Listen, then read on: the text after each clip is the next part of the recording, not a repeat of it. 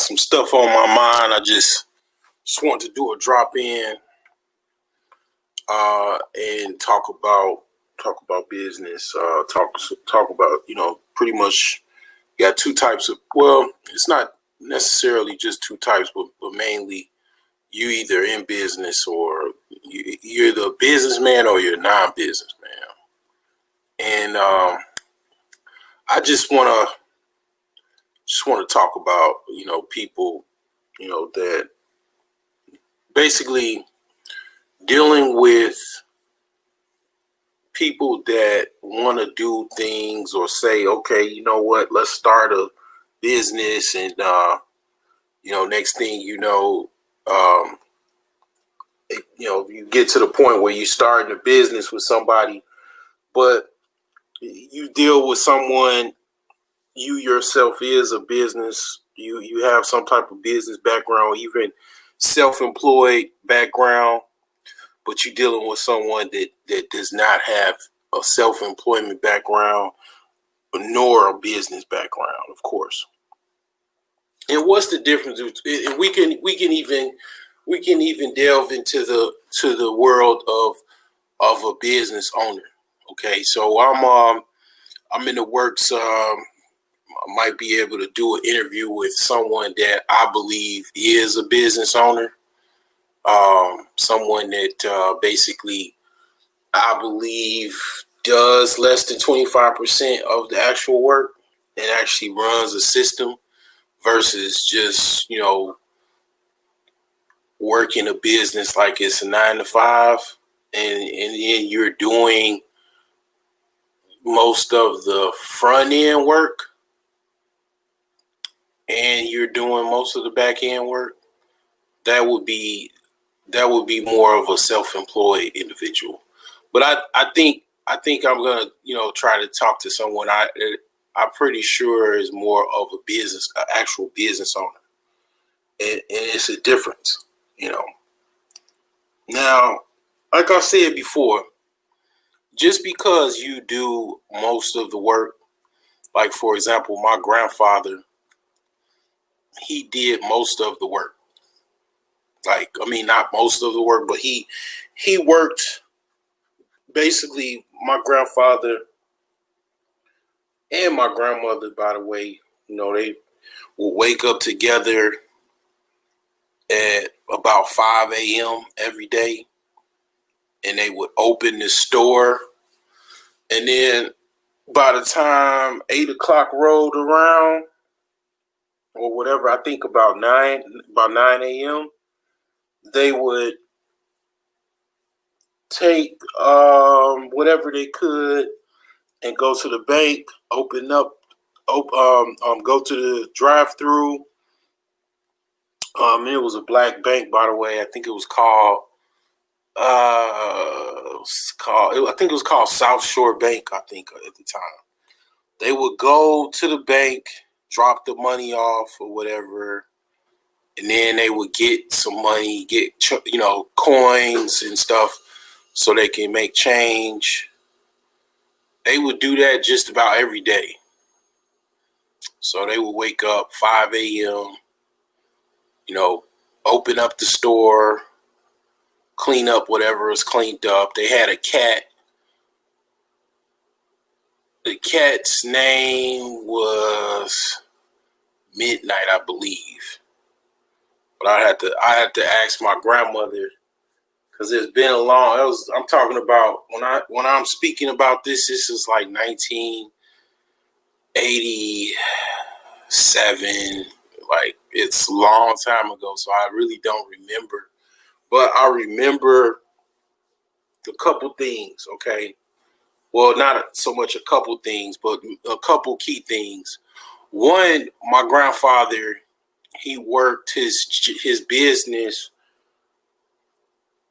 like a small business. He worked it to the point where he would probably put more hours in than a person with a 9 to 5 would. And that's usually typically how a small business is actually ran. It's ran, you're going to work more hours than normal. So you typically are going to put in more than 40 hours a week. So he would work from 5 a.m. He would get off work. He would get off, go to sleep at about 5 a.m. And then he would wake up, get a couple hours of sleep, wake up in a few hours to close up the store. So he would go home like about 5 o'clock, come back to the store around 7, 8 o'clock, and then close it by about 10 o'clock or something like that. He would do that every single night. He'd do that every single night. And I probably would go into reasons why he did that, why he had that schedule. Now, another thing, my grandfather didn't have, it wasn't just him. He had a partner. He had a business partner that they would have on the actual business together. So they were like army buddies, and they went half on. Basically, they got the liquor license. Got basically he had a pharmacy as well. I remember that. That was a lot. I was a lot younger then. He had his own pharmacy, which is extremely rare. Not a lot of people had small pharmacies, especially a black man. And he had a liquor store, and then he had a laundromat across the street. I remember being in the laundromat, and it had a jukebox. I used to like playing LL Cool J on the jukebox. So it's like, I went to all of these businesses that he had, but even still, he was just a small business owner. I mean, he did most of the work. Now, the other key thing about all of this is that I didn't really know my grandfather was a millionaire till he told me. I never knew he was a millionaire. He didn't tell me he was a millionaire till I was trying to show him my little modest little computer shop and whatnot. But I didn't have 10% of the not even I would even say I didn't even have 1%. I don't think I even had 1% of the actual success my grandfather had. I mean, he pretty much worked that system, even being a small business, to oblivion. He had it down packed, and he worked it, and he was in the right business. He knew he was going to make some money. A lot of people like drinking. I mean, liquor stores make a lot of money, and he drank, himself. He knew he was in the right business. He knew he was going to make some money, and he worked it. He was in, he had the pharmacy. I don't really know how that did, but he ended up closing that one. He just had the liquor store and the laundromat. Now, another thing he had is because, a lot of Chicago commercial real estate, they have the stores, below, and then they have apartments upstairs. So he had apartments also that he was renting out. So he would collect that money from the renters that were renting his apartment buildings.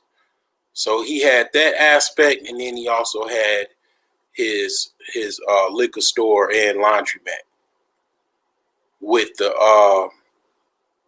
actual tenants that was above it. And then he had I remember it was a Korean restaurant well, it wasn't necessarily a Korean restaurant. It was a Korean-owned restaurant.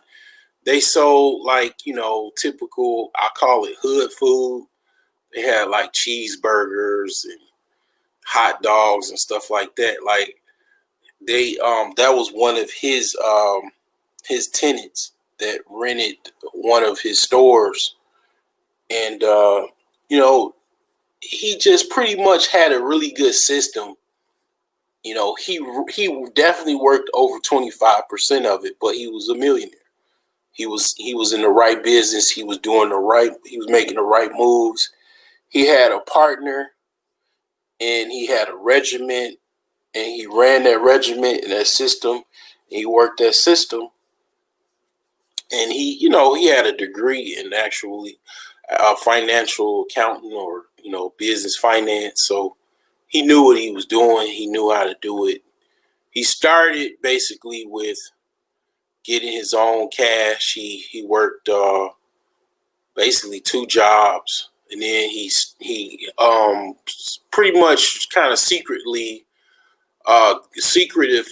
worked during the day, and then quietly got his liquor license, and pretty much kind of like slid into the business world while he was working. And once he was off the ground running, he let his boss know that he had to stop working or whatever, because he got a business. And his boss was pretty pissed off. Was a white guy. He worked at a bank. Funny story is that same white guy, because his liquor store obviously was in the hood. Okay, it was in the hood, and he told me a story about his boss that found out he had his business and let him go or whatever, fired him. He got stranded in the hood, and a whole bunch of like people surrounded this guy's car. And he came outside and he recognized his old boss, and he pretty much kind of like saved his life a little bit, because he's in the hood. All I gotta do is tell you to watch a movie called "I'm Gonna Get You, Sucker," and if you watch that, if you already watched it, you got an idea of how fast they strip a car, a parked abandoned car or whatever that is like somewhat desirable. You have an idea of people surrounding that car to stall what they planning on doing. Basically making as much money as they can, as quick as they can. So my grandfather, he came outside, and it's like, man, get away from that dude car. Because he pretty much he was a pillar in the community, well connected man. If he said get away from the car, he meant it. And them people knew him, and they frequented his store, and they got away from the guy. And he helped them, I guess, get his car started or whatever, so he can, or towed or whatever, to get him on his way. And then, that's what he did. That's how he started his actual business. And then with his partner's help, he had a business from the 1960s till the late 1990s. He got into some tax trouble, owed a lot of money for taxes. And pretty much, just pass it on or whatever. He kind of pretty much transitioned it to some Arab guys, and then they had it for a while, and then building end up getting leveled, and pretty much they just, I think now it's a currency exchange. Okay, so go figure. it's been that way. It's been a currency exchange probably for about 10 years now, at least. Currency exchange are very, very good businesses to get into. But yeah, he told me he was a millionaire. I had no idea. He used to say he was broke. He didn't have any money. I mean, he used to say, I don't have it. Like, that's what he always used to say. But, come to find out, he's actually a millionaire. He said he's going to buy a yacht, but he figured out he didn't have nowhere to put it, so he didn't buy it. But, when you have a good system and you're scaling and you keep running the same system, you getting up 5 a.m. every single day. The business was open every single day, including Sunday. Liquor store, with groceries and beer. You're gonna make some money. You're gonna show some type of numbers when you put in that much work. But I have to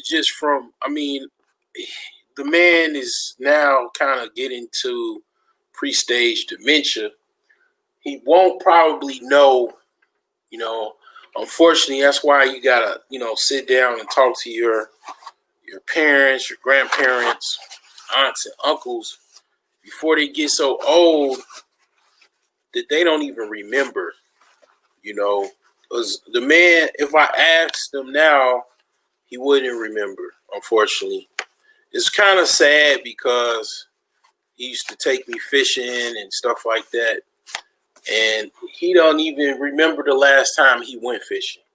He does not go fishing anymore. When he said he don't go fishing anymore, part of my heart just dropped, because I knew that was not normal. This man used to go fishing like it was nobody's business. Like, man used to fish like it was like a job. He would fish like at least every day, just about. Like, early in the morning, get up and go fish. Take me fishing with him. When I knew he didn't do that, I was like, oh man, that's not him. That's a part of him has died. Like, if he's not doing that. But, as far as my theory, as far as why he doesn't do it, is why a lot of black people don't do it. Why a lot of black people, or not even black people, but just businesses in general, don't take the business approach to business. Whereas they just rather run everything, pretty much themselves, be there most of the time. It's because I would have to say it's sort of a trust issue. And then it just, I think it was primarily trust. Even though he had some of his family members that ran the business, I would have to say it's mostly a trust issue. You don't want nobody to steal merchandise from you. You don't want to actually lose any money, as well. And you don't want nobody running your business into the ground. It's a lot of what ifs that a person being there running the actual business themselves, they know that they could pretty much run it the way that it's supposed to be run, or run it the way they want it to be ran. But if they're not there, what is the alternative? Paying somebody to actually run it, and then they do whatever they want to. And then I have to kind of go into, I go into other people's shoes to kind of figure out maybe why they kind of psychoanalyze how they are, or why they do the things that they do, or done the things they've done. I would have to say that he probably liked doing it. He actually probably liked showing up to his business. It was probably one of his prideful joys. Like, if he wasn't at the business, where would he be? He he was pretty much kind of somewhat of a boring guy.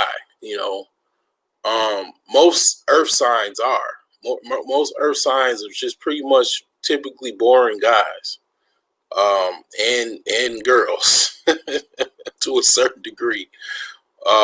It's some little nuances in that too, but typically, yeah, Capricorn, which is very good and very good businessman, by the way. A lot of Capricorns are do very well in business, such as Steve Harvey. Work till you just blue in the face. Working 3, 4, 5 jobs and stuff like that. Typically, yeah.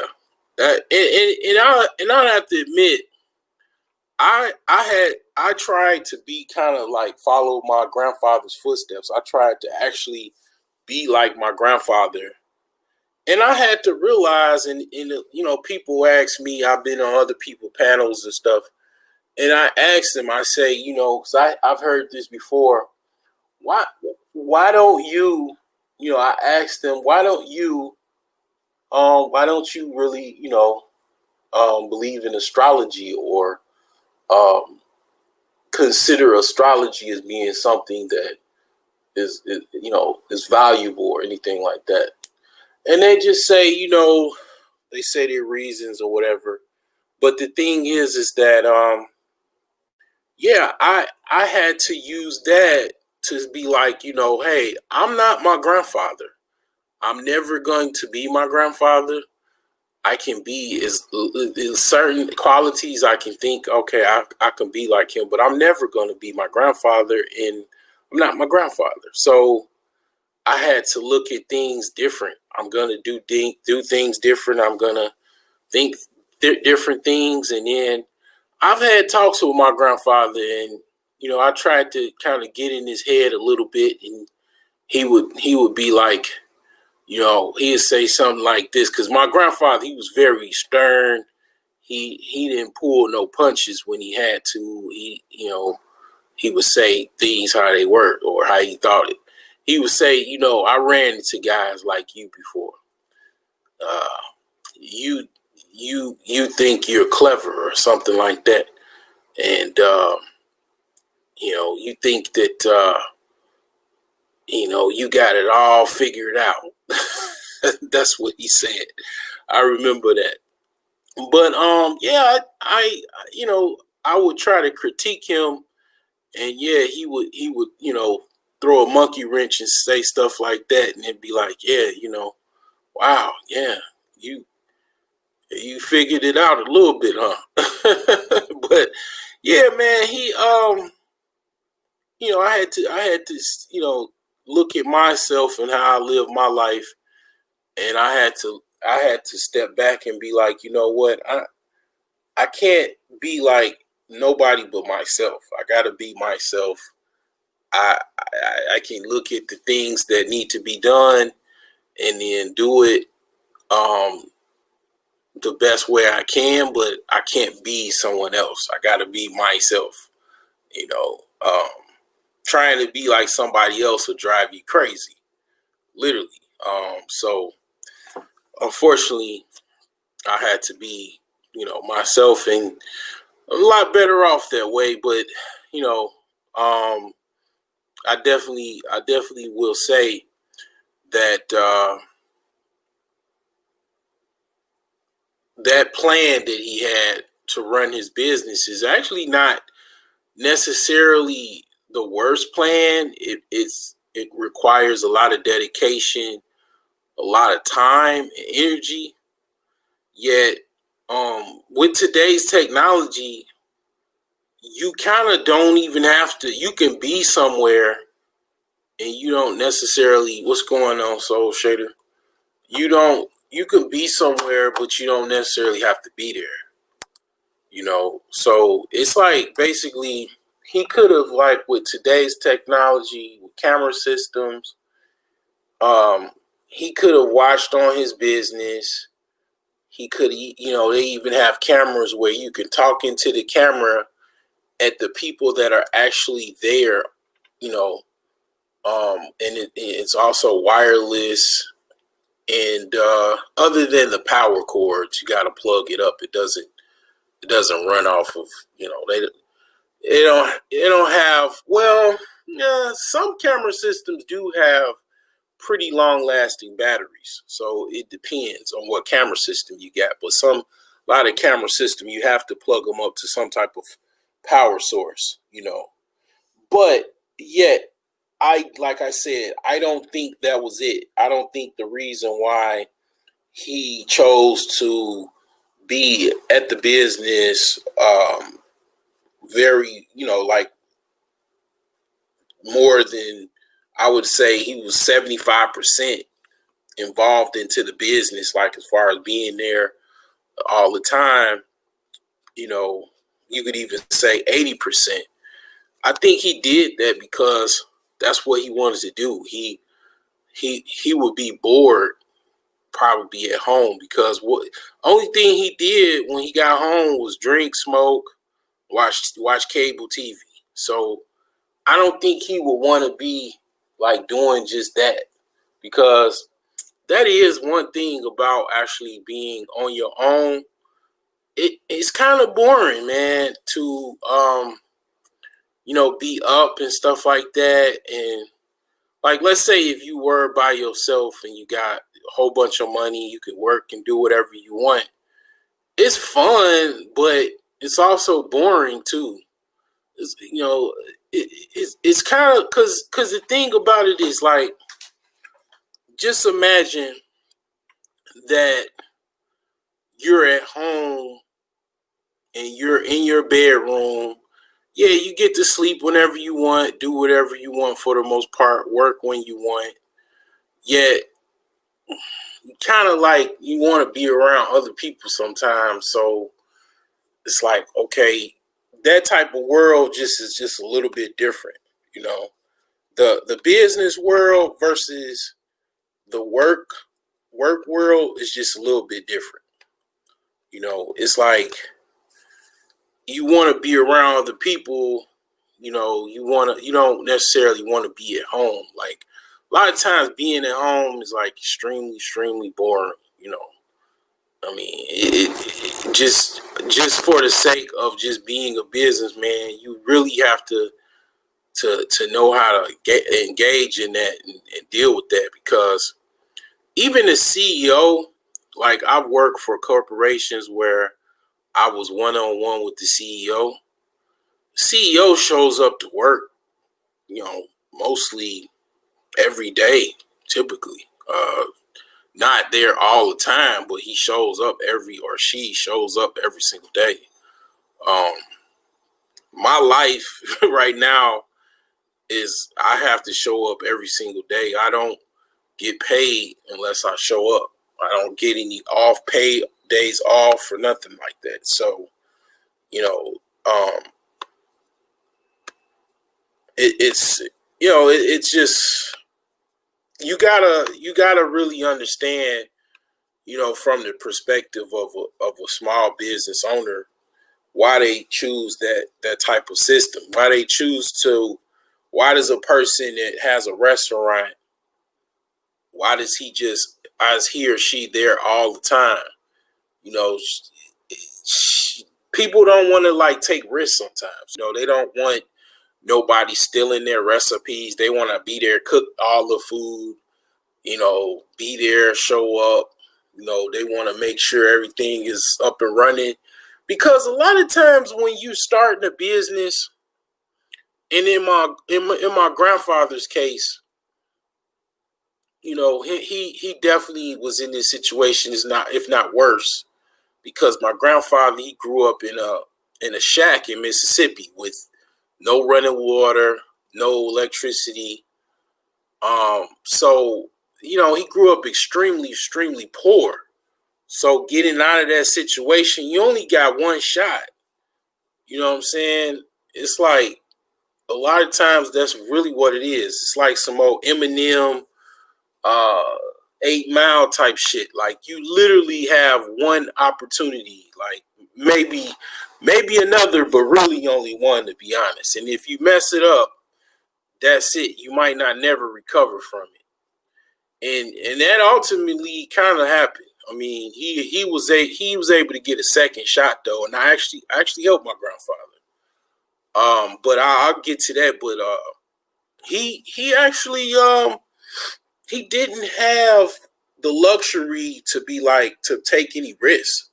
So I think that was another aspect of why he chose the self-employed method of business, where he was there doing most of the work. Because let's face it, man, if you're coming from a life or a family where you're the only person that is really successful, you don't really have other people that you can kind of depend on. You only really have one shot. You are the shot, and if it messes up because of somebody that you hired, and they steal a whole bunch of your money, or they do something, or I mean anything, you really don't have the luxury to do anything that goes afoul. Like a lot of times in business, and I'm kind of going deep in the rabbit hole here. I remember when I was helping out a friend of mine. He was working a booth. It was like at the Indiana Black Expo. So these guys, they were like either active duty or veteran Air Force guys. And my friend, he was briefly in the Air Force. And when I would say briefly, very, very briefly, he didn't make it out of boot camp. But these guys said something that I'll never forget. They said, they were, bought some oils or whatever from them, or whatever they bought. I don't even remember if they bought anything, but they said one thing about business or small business: you have a slim margin of error. You have like you have a slim margin of error to basically make. So it's like basically, if you look at it like money, like capital, like even $1 million is really not that much. If you really look at it overall, it's a lot, but it's still, if you spend $1, you're not a millionaire anymore. So it's like you really have a slim margin of error when you're starting from 0 to $1 million. So let's say something happens where you didn't get any insurance, and you just maybe your first or second year in business, you made maybe like $100,000, and then you didn't have insurance, and you something happened where one of your workers got injured. That's enough for your whole business to just go up under. Just that one mistake. And then, anything that you can think of, it's just enough to like pretty much fold your business. When you make more money, you can take on more risks, but it gets to a point where it's like, okay, like for example, Sears and Holding. I mean, how many lives did they actually use up in business? I mean, you would think that they would have folded by now. I mean, they filed bankruptcy. I don't know how many times. Okay. They're like, man, as far as in the business world, they're like this old man or woman about 80, 90 years old. And they're there, and you just, every now and then you check in their posts, because they're like on their deathbed. They're going looking like they're going to the upper room.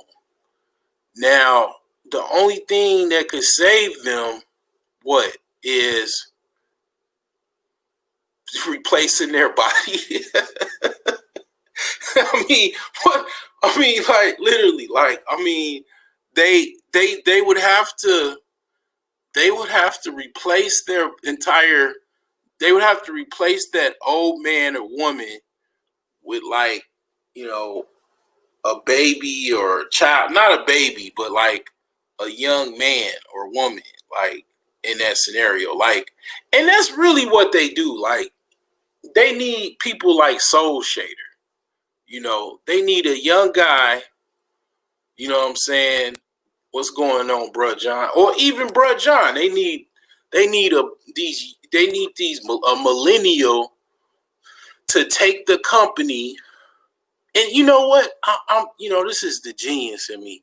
Cause I love this shit. Cause it's like, here's the thing. I'm actually right. Cause that's my opinion of what's wrong with Sears. So you have this old ass company that have these old ways of doing business.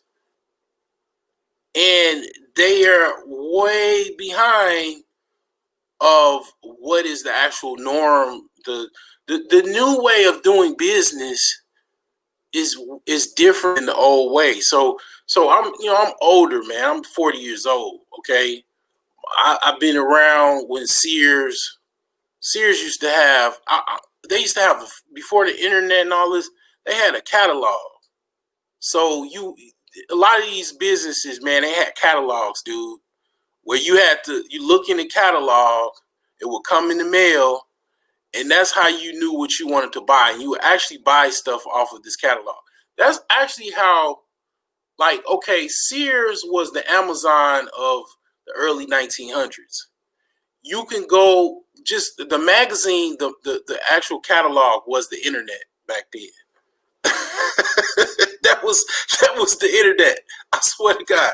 The catalog would come in the mail, and it would have, from start to finish, everything they sold, from furniture to dining room sets to silverware, clothes, socks, tiles, bedding, like, bed sheets and all of this type of stuff. And even like tools, hardware, tool sets, everything that they store had was in this catalog. That's how you order stuff. That was like that up until the late 90s.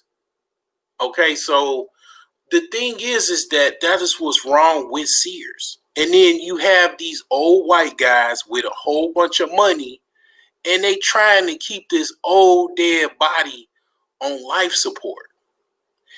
And that's exactly what's going on with Sears. See, I'm not, the only difference between, the reason why I'm invisible, even though I read the book, I haven't read the book. It's a book on how to be invisible. Now, I've not bought it. Okay, I wanted to actually, a long time ago, a guy I used to, do a lot of computer work with, he told me about this book. But I'm invisible. People do know about me. People listen to me, but I'm really invisible. The only reason why I'm invisible is just because I'm not rich. I'm not, I don't have a lot of money. Because people don't pay attention to you until you either got a whole bunch of money or a huge following. And a lot of times, people kill me when they have a huge following, but they don't know how to make money off of that. It's like, huh?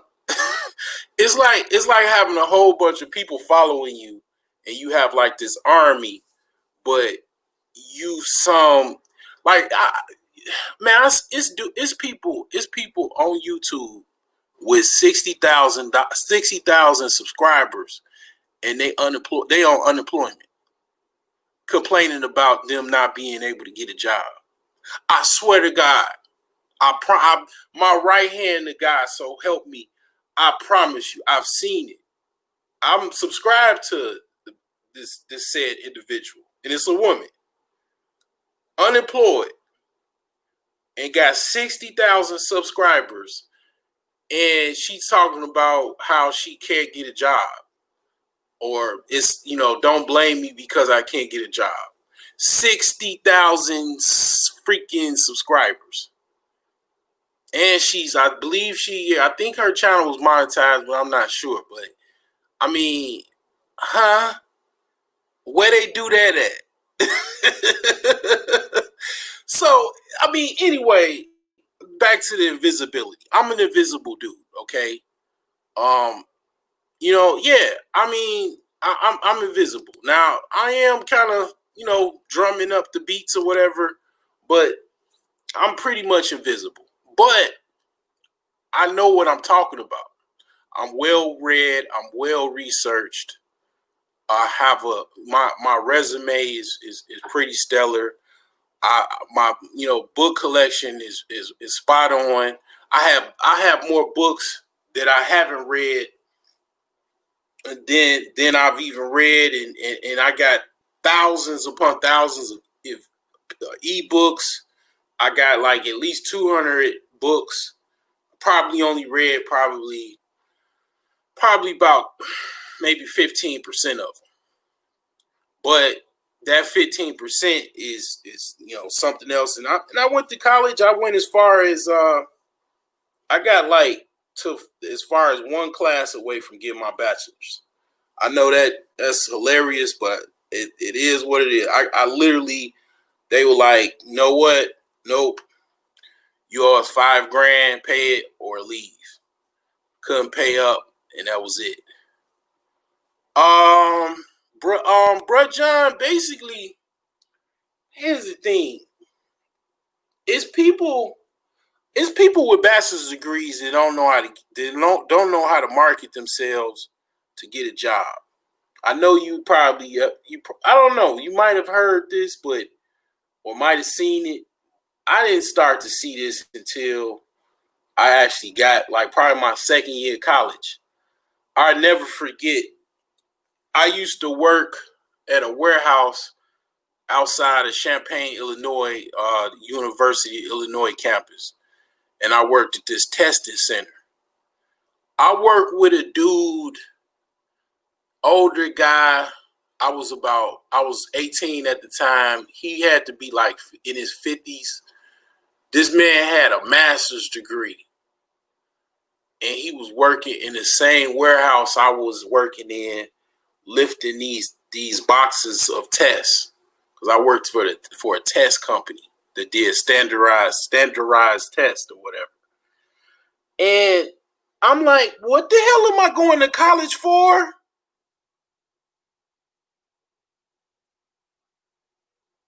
I'm like a sophomore in college. What am I going to college for? And I'm with somebody that's got a master's degree and making the same $525 that I was making at the time. I'm like kind of confused, what the hell? But yeah, YouTube, YouTube does not pay. It's whatever you want YouTube to do for you, or whatever you can do for YouTube, or whatever the fuck. It's literally like whatever you want it to be. You could go on YouTube, you can have 1 million subscribers and never even just give a fuck about monetization. You can just go on YouTube, be like, whatever you want to do with your own YouTube channel, and do it, as long as it's within the guidelines of YouTube. And you don't necessarily have to be monetized. You don't have to do anything, right? But, okay, most people, they have at least, they have all kind of ways that they do whatever they do. But, I mean, most people that have 1 million subs, they doing something. You know what I'm saying? Like monetization, selling merchandise,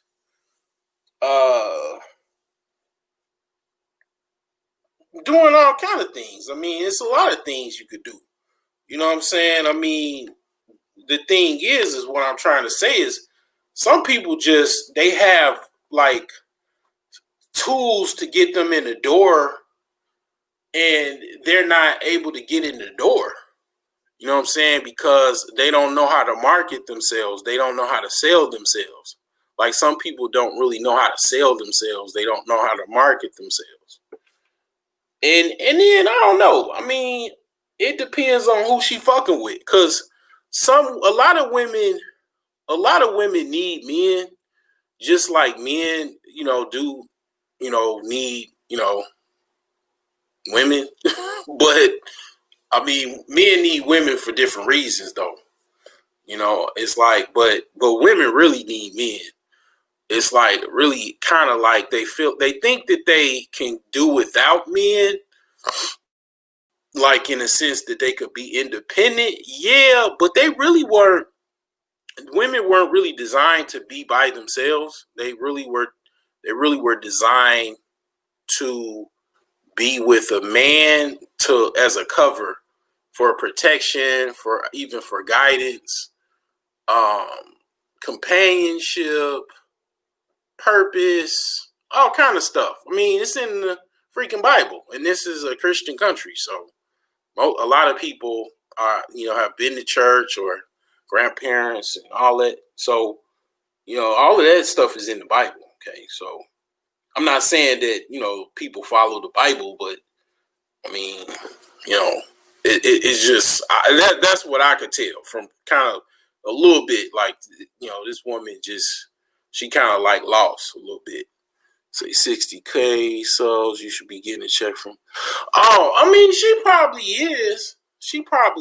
But see, here's the thing. Like, if you don't know how to convert your subscriber base and make money off of it, you won't make any money. It don't matter how many subs you got. If you don't know how to convert that into actual money to you just on YouTube just talking. You know what I'm saying? If you don't know how to convert it into an actual like way you can make money, it's people that actually do that too. So it's like people that they don't reach out to people to help them because of whatever their ego or whatever the case may be. And, they just be stuck and be just like stuck on stupid. Because it's like, here's the thing. Like, here's somebody that they did it to probably you want to say to the max. And it's Kevin Sanders. Okay. He actually had got people that actually like their business is like PR and shit. He talks about it on his show. He got with some people to help kind of like point out some things that he need to do to increase his following, to he has help basically. He runs it like a business. He has people that, I mean, YouTube is a beast. Like, I mean, if you really want to go there with it, you can hire people to actually, like, it's people that look up analytics and all kind of stuff, and they'll actually like tell you kind of what you should talk about today, or give you a game plan of what you should do with your channel, and then what you should say, what you shouldn't say. That's why he catches himself before he talks or he cusses. He like holds on because he has partners. And then here's another thing that people don't probably know about YouTube. If you do have a whole bunch of like monetization or a lot of following and a lot of people, a lot of engagement, a company, they have companies or whatever that they'll partner with you. I don't know if that's what Kevin did, probably did, but they'll literally take a percentage out of your monetization of what you make off your channel, and in return they'll market your entire business. They'll help you run your entire YouTube business and get you actually endorsements and stuff like that. Now, here's the thing. I don't necessarily think that Kevin has did that because a lot of those companies that do that, they actually do give you endorsements. So you'll be on the channel and you'll be, talking about this is sponsored by this person or this company, this, that. So as far as I can see, he ain't talking about no no company, or he ain't, before he started his show, he ain't running no honey ad or nothing like that, or no M1 finance app ad or anything like that. So I don't necessarily know if he did that. He probably just paid out his own pocket for a company to help give him some advice or consult with him on how to boost his brand or whatever.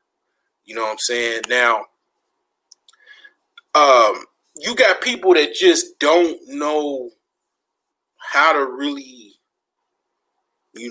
do it. You got people that just know how to do it really well. And then you have people that are personalities like that are really good personalities. You know what I'm saying? And they just know how to do it. They like really good whatever barbershop dudes or whatever. And they got a lot of people that, hop on with them and stuff like that. And they don't even have that many subscribers. It's a lot of people that have less subscribers than I have, and they make way more money than I make. I mean, I ain't hating. I ain't hating one bit, but you got people though on the other end that have, like I said, like this chick, she got 60,000 subscribers, but she was complaining about unemployment. Kevin, he had 60 subs, I think like 7-8 months ago. He was killing it. Okay, I mean, he made 100,000 subs like recently, like within like I think the last 90 days. So it's just people that just don't really know what the hell they doing. And then people like me that don't really give a fuck, because I'm not in YouTube to necessarily be a YouTube star. I'm trying to be a Robin Hood star, not a YouTube star. So the funny thing is, in reverse, it will happen, because like Bernard Hopkins said, he pulled out $100 bill. He said, I pull this out, you gonna focus on this. You know why? Because that's your God. You know what I'm saying? This money is your God.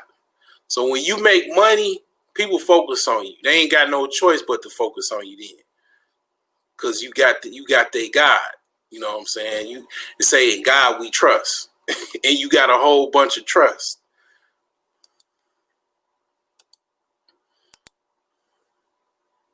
Yeah, man.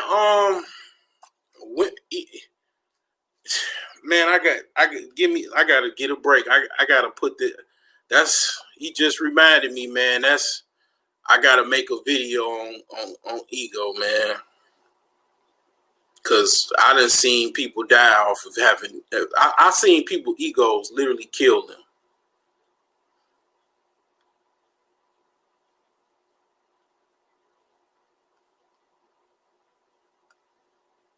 I mean, it's the whole gun in your face and you still talking shit type stuff.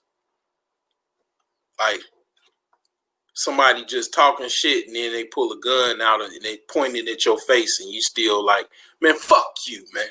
And then boom, then your head blown back. That's ego, man. And ego gets you killed, man. That's a short preview to that. But yeah, man, it's crazy. I saw one dude that had 1 million subs, but his channel was dead. He just stopped making content. Wow. Wow. That's crazy. You know what somebody would do? They would reach out to that dude and then buy his channel. I mean, literally, like, it's like people that would do that. Like, it's like, but you know what? Here's another thing. It's kind of sad. You got people. I mean, people die. People die every day.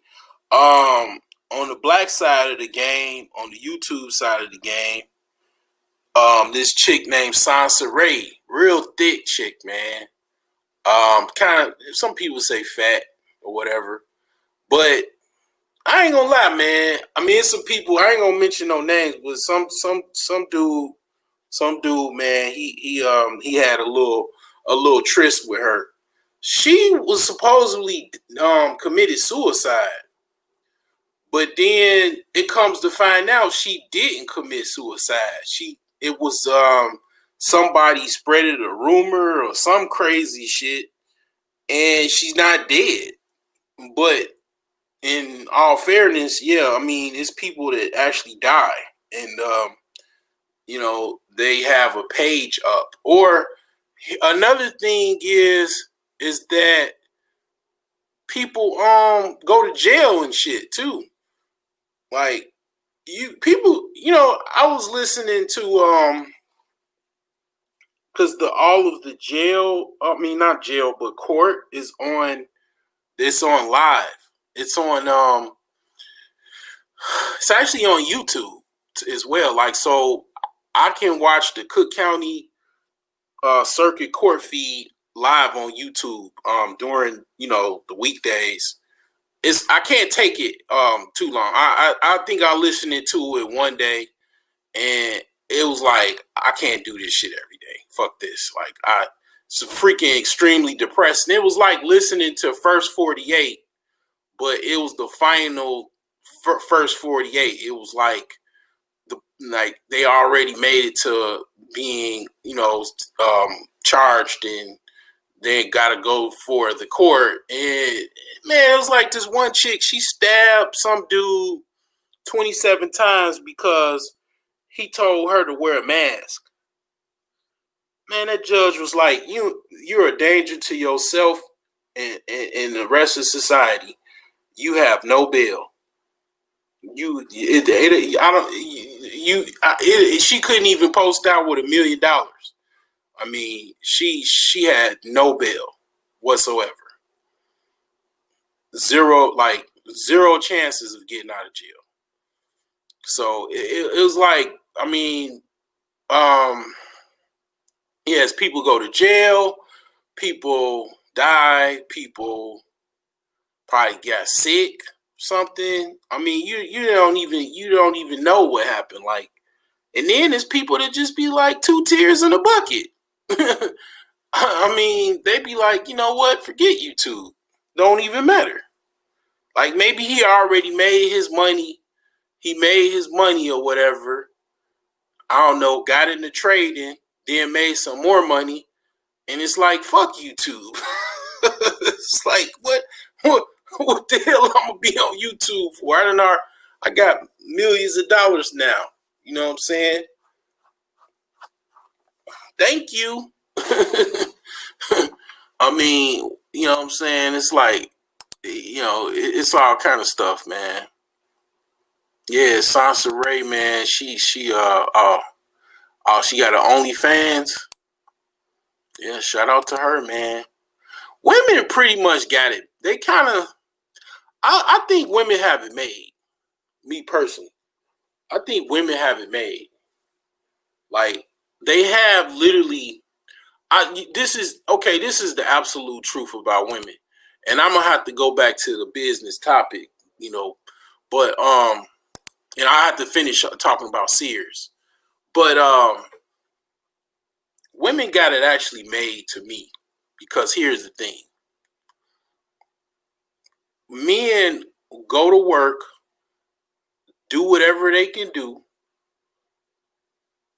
struggle to do whatever they do, struggle with, to do what?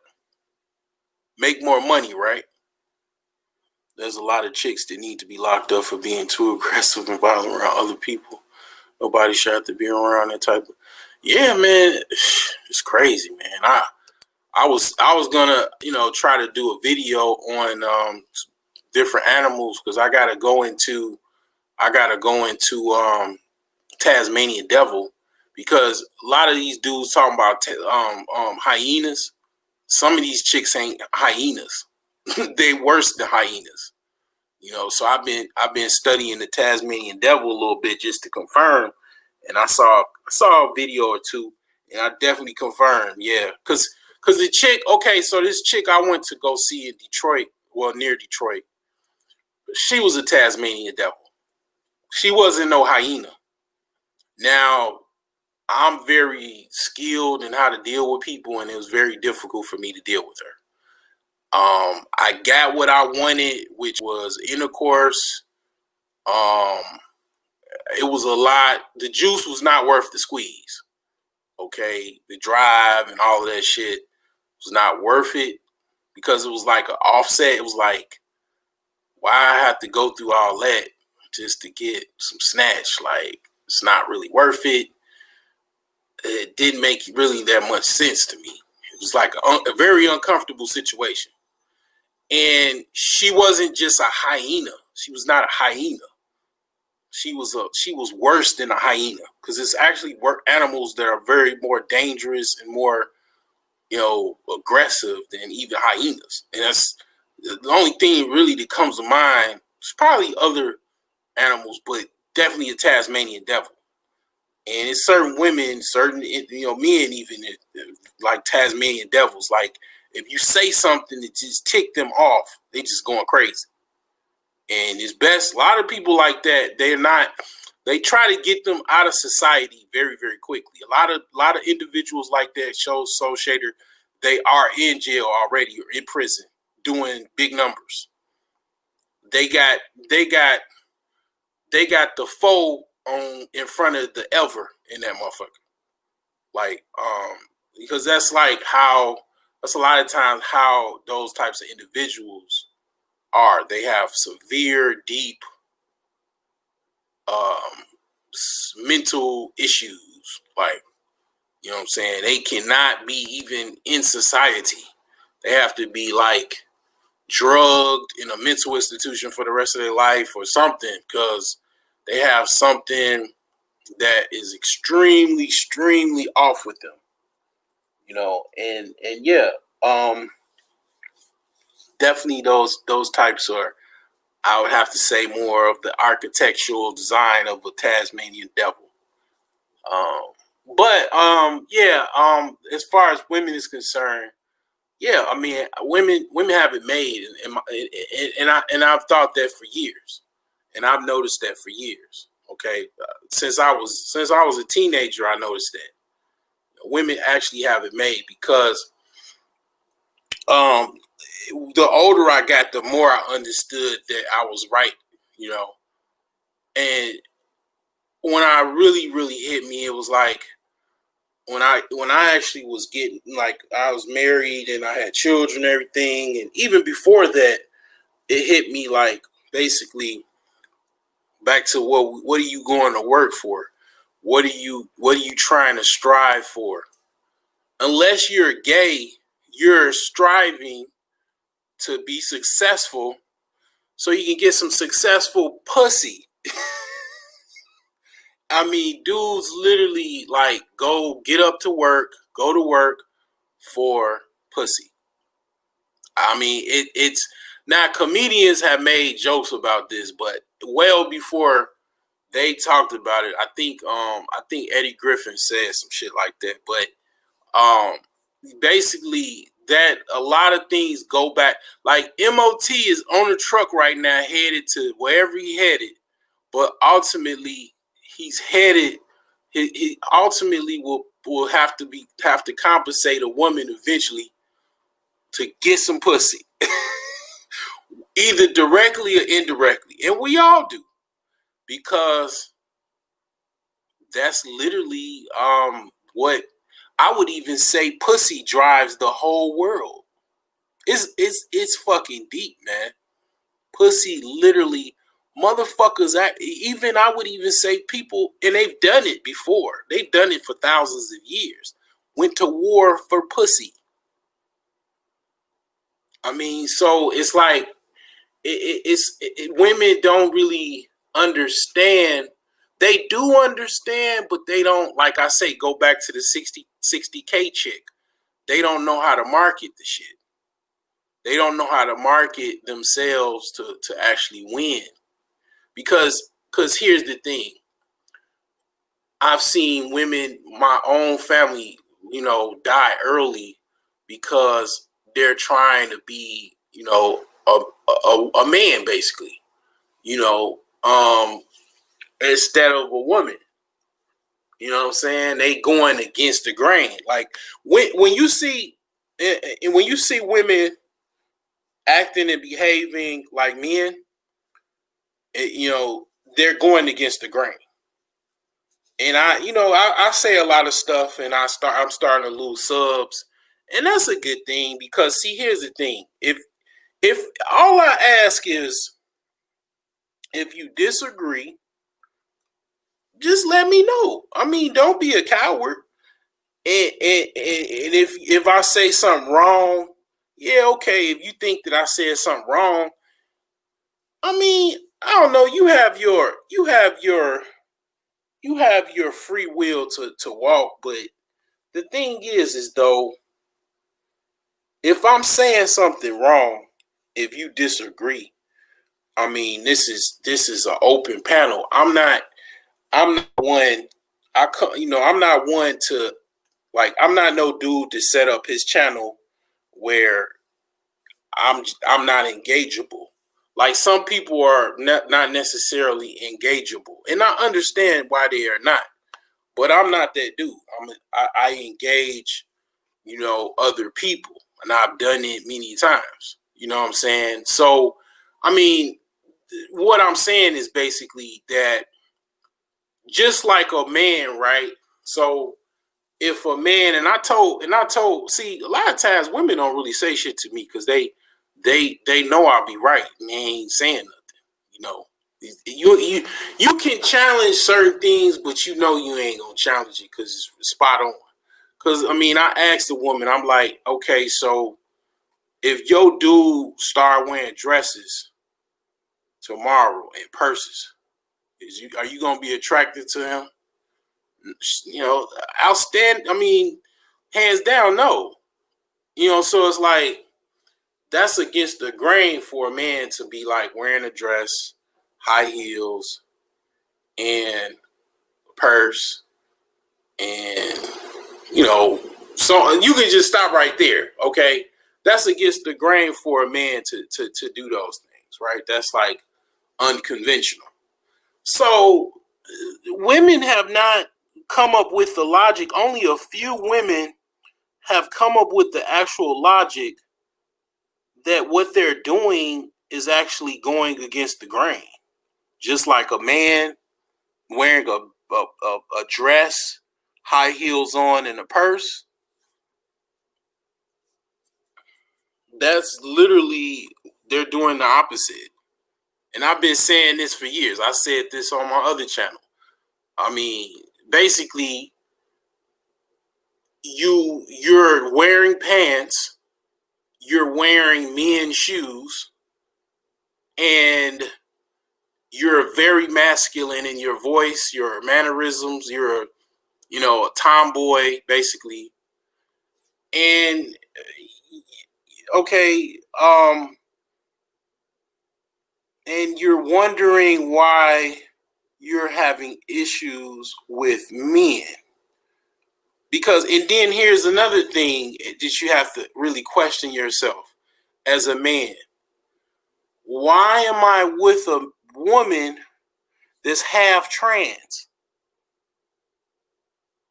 I mean, you just gotta ponder. Like, okay, she goes to bed with jogging pants, and she wakes up and wears pants, and wears men's shoes, and just pretty much is a whole dude, a whole half of a dude. what is that doing to your what is that doing to your subconscious? Like, I mean, literally, like, I mean, on some real shit. Like, I mean, I ain't giving nobody no out or whatever to go just be like, you know what, fuck it, man. I'm just gonna jump out the window and be gay. Like, but I mean, technically, wouldn't that transition you to actually being with what? An actual whole trans? If you're with a half trans, you just what? What's next? Then a super masculine woman, a woman that's like basically okay, like a upgraded, I mean, lesbian, I guess, and then I mean, just go out of that phase, and then I mean, you're getting where I'm going with this. It's like, I mean, it just begs the question, but I mean, unfortunately, a lot of guys, man, the drive to get you know the PUSSY, they just look past a lot of this shit, you know, and it's, you know, the whole argument. I get it, okay. I'm living in Chicago, okay. It gets cold, so wearing a dress might be somewhat challenging in Chicago, but it ain't in Houston. You know what I'm saying? It's like, it's not that much of an issue there, but I mean, in Chicago, hell yeah, I get it. But I mean, shit, women still wear dresses in the wintertime. What if pussy gets connected to digital currency in the future? So the less women that there is around in the digital currency loses its value. Man, all they gotta do is legalize prostitution, man. Federal law, pass it. You can sell as much pussy as you want. Gotta police it, and that's it. And a lot of this shit, I mean, it just becomes an entire DR. It just, okay.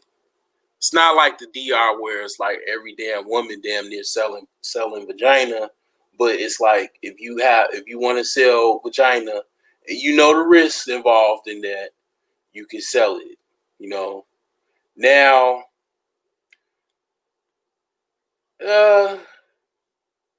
because you got the underground world of women that already do that anyway, so they already kind of somewhat doing that anyway.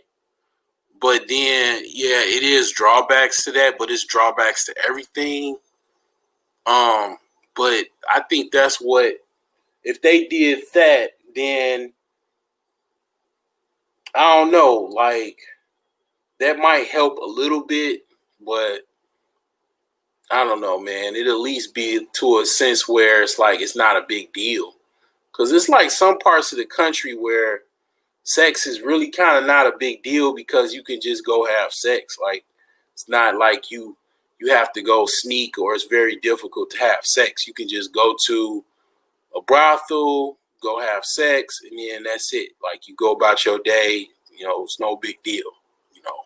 But in this country, it's a big deal. Like, now in some states that like kind of like they do the whole like incubator thing and like see how it goes, because I think Denver is legal or something like that, and it's parts of Nevada that it's like legal or something like that. I don't know.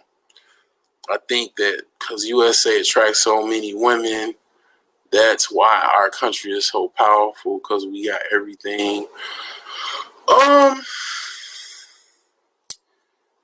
Shit, really, this country is so powerful primarily because of black people, combination of black people, immigrants, and wars, and innovation, and business, and a lot of different things.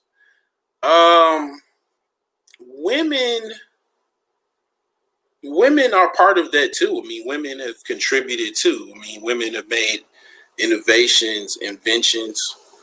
But if you look back the history of this country, the reason why this country is the way it is primarily due to innovation. And it's also due to black innovation. That's something that they don't really talk about. You know, the stoplight, you stop at a stoplight, that's a black man that invented that. The refrigerator was invented by black people. Black man invented the refrigerator. The dishwasher was invented by a black man. Even the car, the original car, that idea of the automobile, a black man invented that. It was a black man that had that idea before Henry Ford. The steam engine, black man invented that. Even the first heart transplant was done by a black man. You could just look at all of the invention lists. Even the light bulb. Lewis Lattimore invented helped invent the filament that put in the light bulb. And I forgot the guy's name that took it. I think it's like can't remember the guy's name. I think Edison or whatever. He just took it and ran with it. But the black innovation has helped this country get to where it is. That's why, I mean, I will say this. I will say this. I'm not really the political guy. I don't know if Trump was the only president that ever said it. He said basically that black people helped build this country. Well, I mean, basically, they did. They not only built it, they invented this country. A lot of the inventions that we have the privilege of enjoying, and the whole world having the privilege of enjoying right now, is because of came out of the minds of black people.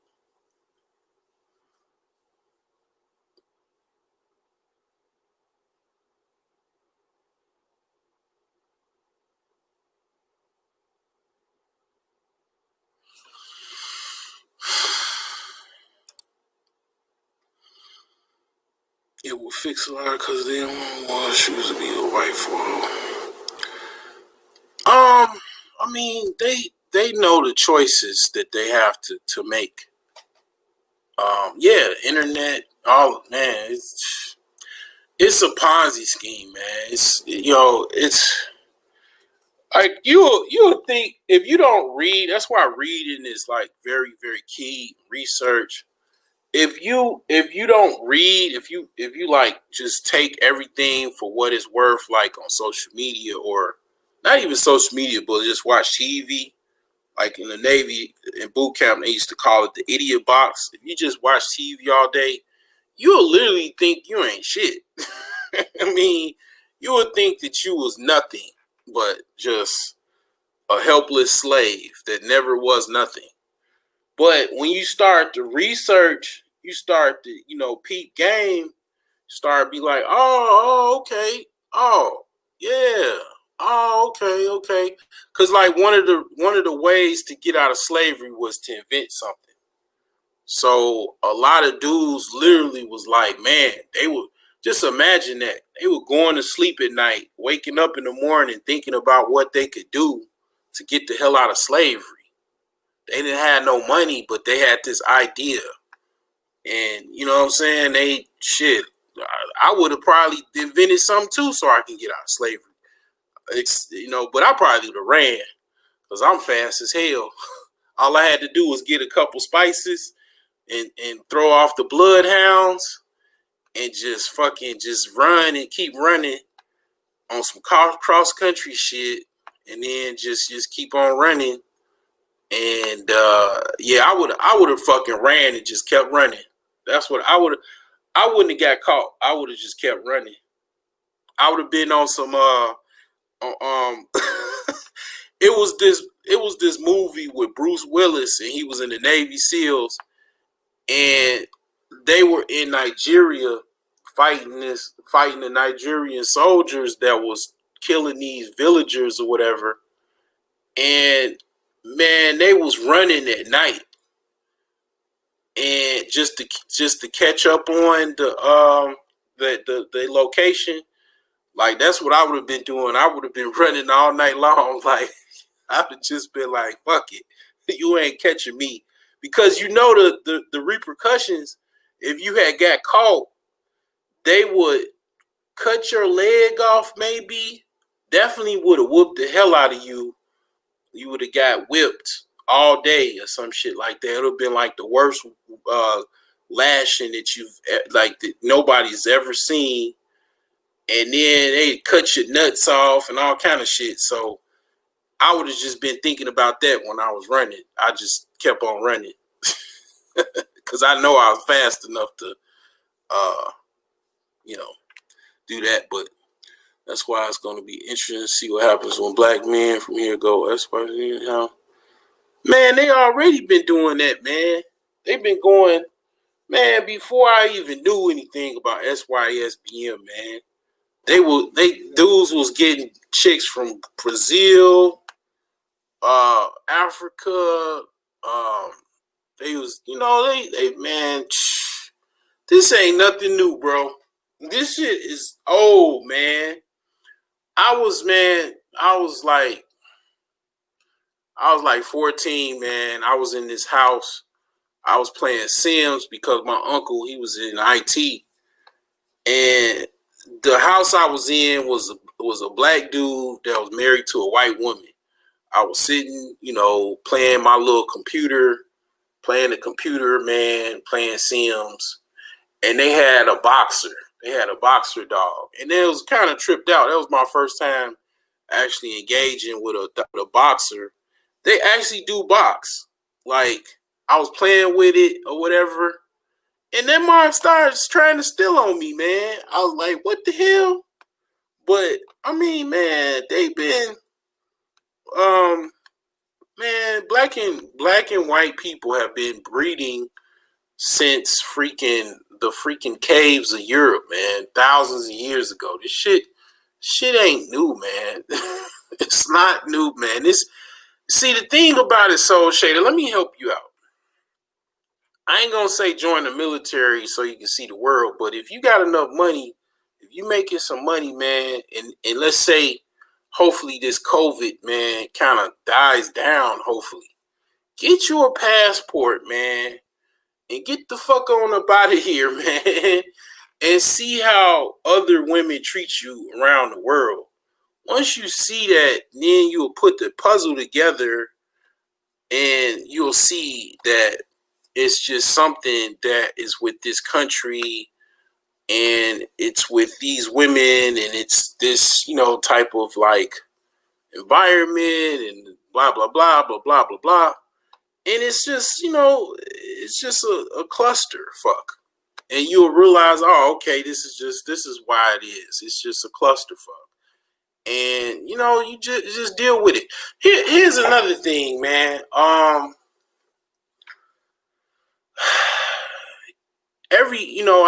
was watching this other dude's channels called The Come Up or whatever. And he was talking about like generations. So every generation is 20 years. Okay, so you actually one generation. I'm two generations.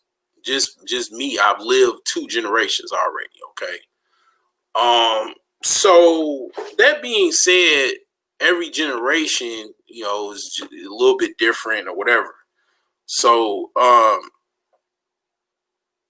starting to see now things are different than it was 20 years ago.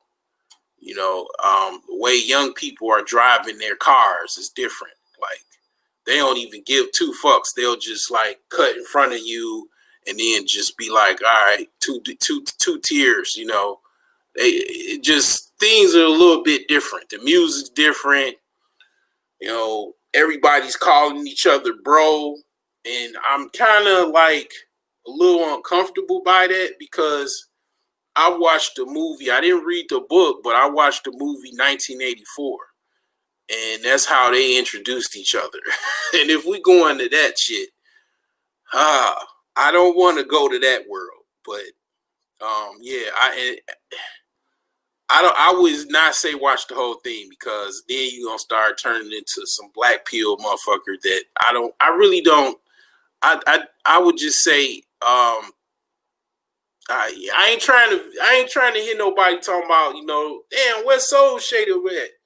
Oh man, I had to go to the mental institution because, god damn it, I got a hold of some videos and I went down in the rabbit hole too deep, and man, I just flipped out, because I ain't gonna lie, man, I had a hard time, like, trying to grasp all of this nuances of what actually is and what actually is going on, and it took me a long time to really wrap my head around that, man. But yeah, I don't really know about the whole bro talk. Like, I get it, okay, cool, all right, but it makes me think of the movie 1984.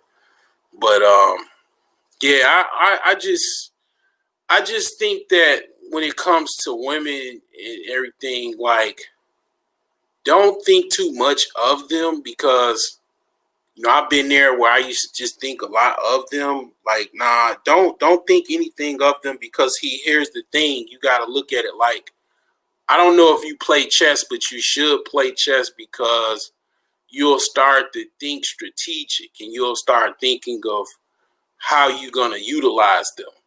They're, I look at women like, what can I do for them and what can they do for me? I don't look at them like, blah, blah, blah, blah, blah, because I mean, definitely I don't really have that much tolerance, because I've already been in a relationship, and I've been divorced, I've been married, and I've dealt with, a woman that's very crazy, got a lot of problems, a lot of issues, all that type of stuff. And I just don't really have the thick skin to deal with that anymore. So I really can't, by default, I can't deal with that anymore. So a lot of those types of women, they're excluded in actually me dealing with them um, very, very quickly, because I really can't deal with those types of women. So those women I don't really focus on too much, because those women, a lot of times, they have um, problems, like mental problems. They have like long-term mental issues that they need to go sit on the couch, like, probably for the rest of their life, because they have like some really, really fucked up mindsets and shit. You know, I mean, a long time ago, you probably don't know this. I don't know. You can let me know if you do or not. But they used to do something called a phlebotomy. Mental health, like about 60, 70 years ago, they let me answer this question here. Let's see here. Oh, I was scared shitless when he started punching me and shit. Well, you slapping me with his paws, basically, because that's what they call boxers. They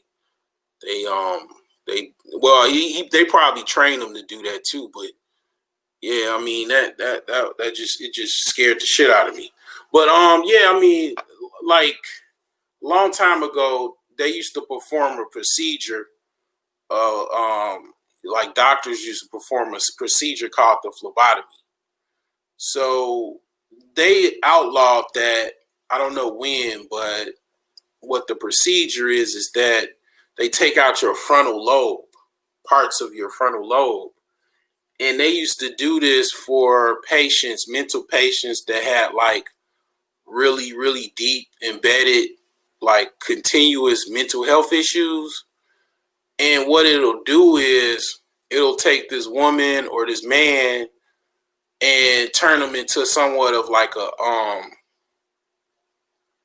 not a vegetable, but kind of turn them into kind of like retarded, I want to say, kind of really, really slow and delayed, like extremely delayed. to where they really can't really function. Like they're just like kind of like a vegetable state, to kind of control them, better. Like, unfortunately, it's like some people, that's what they actually need. To, if you want them to be like, like the Borg, resistance is futile, they would need something like they, it's just, so they might have been born with a rebellious soul, whatever the case may be. They just, it ain't nothing really you could do about them. Like, they just, they just really can't, like, and I was gonna talk about that. I mean, it's a lot of things that I want to do videos on and stuff, but I really don't have the energy and time. But you got women that you really, you avoid the signs that a lot of times men avoid the signs of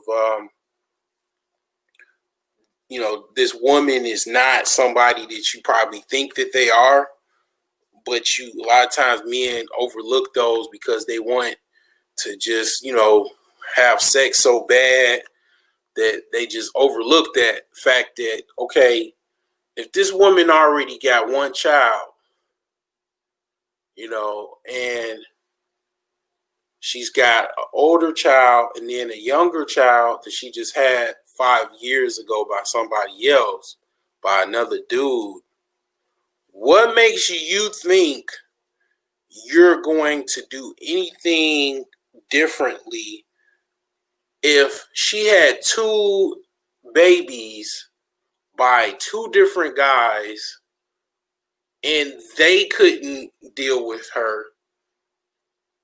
And then they always tell you it was them, not her. She didn't do anything wrong in that scenario. When they tell you that, that's another hint. And it's like a lot of times people go for that shit. Like they just don't think anything of it. And it's like, it just goes back to just the whole common sense. What makes you think a woman that is going to give up because typically women want to be with their child's father. That typically is how that works. Sometimes no, it depends, but typically that's how that works. But it's like, fool me once, shame on you. Fool me twice, shame on me. So if she has 2 different, baby fathers, what make you think that you're going to be, the magical third, or whatever the case may be? And this just is the thing that, guys don't even, they don't think, it doesn't resonate to them until they're in child support court, or until, the police is getting called, and, you got a restraining order and all this type of stuff. Like, the reason why I was having this dialogue really was because, I pretty much, a friend of mine, I had to tell him off, man, today, because it's like he doesn't absolutely know anything about business, know anything about investments, and what the sacrifices involved with that. And I just had to just kind of let him know, kind of like in the most aggressive fashion that I could, that basically, man, this is the only house that I will probably get involved with you, and I don't even know how this is gonna go, but you pretty much, you're not good with investing, basically. You're a terrible investor. Okay, so, but all of that aside, I'm just, it's just a lot of guys, they want pussy so bad, they want a woman so bad because of the notoriety, maybe. Because some guys, man, they want a dude on their arm just like like people that want to keep up like, you know, stuff and appearances to like showboat a little bit. So like, I mean, if they ain't got no chick, that's why a lot of dudes, some dudes kill themselves and kill their girlfriend and stuff like that too. It goes into that because they want a woman so bad, they gotta have a woman or that particular woman, or they want that woman that they with so bad that they'll kill the woman because they couldn't have her because they need to have constant sex or that woman or have a woman just to show. And then if they probably even it's like on some shit like where it's like if they lost they like it's people do some like desperation ass shit like you just gotta think about it like people go to jail every day, right? People do crazy shit every day, and it's like it's literally dudes that probably they went to go rob a bank just because they didn't want to get their car repoed. Like they knew their car was on a repo list, so they went and robbed the bank. Like it's people that actually probably did that. Like it's dudes that they didn't want to lose their chick because it would probably they friends will laugh at them or whatever, and they just like I don't know did something where I don't know they I can't understand it because I just I've never lived no life like that. Like a lot of times dudes will be like, man, you gay or you're, you know, they talk about dudes that ain't really like they talk about MGTOW dudes and stuff like that. Like they can't get no pussy and it's like, I mean, yeah, it might be some guys that really be on that or whatever, but at the same, but some guys they make women like a conquest that if you don't have it or if you don't have a woman or if you're not constantly in a relationship with a woman or if you lose your woman for whatever reason, that's like a really bad thing. It's like you know, it's like a really, really big deal to some men. You know what I'm saying? Some men it's not that big of a deal. It's like, oh, okay, well, I'm on unemployment for 7 months or a year or 2 years. I mean, I don't know. It's like, I mean, and then it's some dudes that don't really have no problem getting women as well too. So, you know, for whatever reason, you know, it just depends. But it's like people, it's like, you know, I can say it because I mean people don't know who I'm talking about because I don't mention no names, you know. So a friend of mine, part of the reason why he broke is because he got to pay lawyers and he got to take anger management classes. And I'm gonna be honest with you, my friend just definitely don't have no anger management issues. I probably got more anger management issues than my friend do. But he got to do it because it was either go through, take the deal, or he was going to go to jail. Because he's one of those guys where he has to have a woman. He has to constantly have pussy on rotation. Like he go lose his mind. Like he got to have a constant. He goes to bars. You know, it's another reason why he's broke, constantly broke, you know. You know what I'm saying? He can't come up with a fucking dollar to buy a nail. You know what I'm saying? So the thing about it is like he does not have no filter. And I told him about it and he hung up the phone on me because I kind of like buffed him up. I'm like, man, you the pussy salesman. That's why you always got bitches. You constantly, every chick you see, you talk to her. But then I hit him back later like, man, dude, but you ain't got no filter though, man. You have no filter. You know, you basically you talk to just about any woman and then you get crazy ass chicks You know what I'm saying? And then next thing you know, I mean, you going to court, you got to call the police, and your car getting messed up and your car getting scratched and all this other shit that I don't have to deal with. If Trump wins, then we won't, but if Biden wins, then we will, sadly. I don't know what you mean by that, but never watched 1984, man. It's a scary movie. Yeah, and it's not even no horror movie. It's just very, very creepy. Let's see here. Hell, we got women's sex toys with ass and all. Man, that's them sex toys, man. I mean, I never can probably get into that. I'm pretty sure that you can't. I can't get into no blow up doll. Like, I mean, nah. But you know what? I think blow up dolls would be good for, like, if you wanted to donate sperm, you just use a blow up doll, so you could put the little thing in the blow up doll, and then you'll that probably is the most effective way to donate sperm. I just gave up an invention just that easy.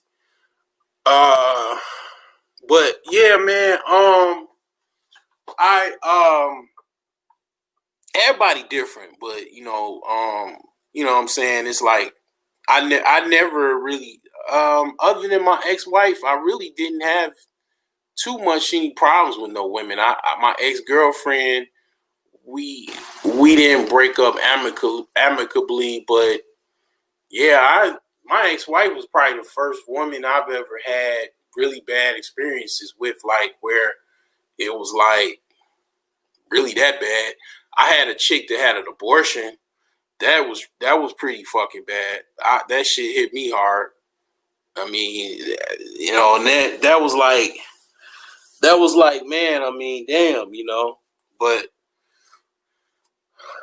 I just had to be careful, like, you know what I'm saying? I just, it's consequences, man, to deal with sluts. I mean, if you like not into that type of shit, and you can't really handle that, probably don't really want to deal with sluts like that.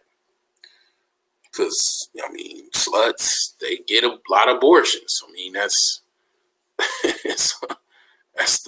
that's how that goes. If you're not that dude that likes abortions or okay with abortions and shit, like, you really, hey, it ain't even sluts that just have abortions. Like, really, all women of all walks of life have abortions. Like, it's just, it's crazy. But if you really, like, if you really don't like that type of shit, man, you really got to be careful who you laying up with and shit like that. I would like to invest in company stock. Yeah, shit, you and me both.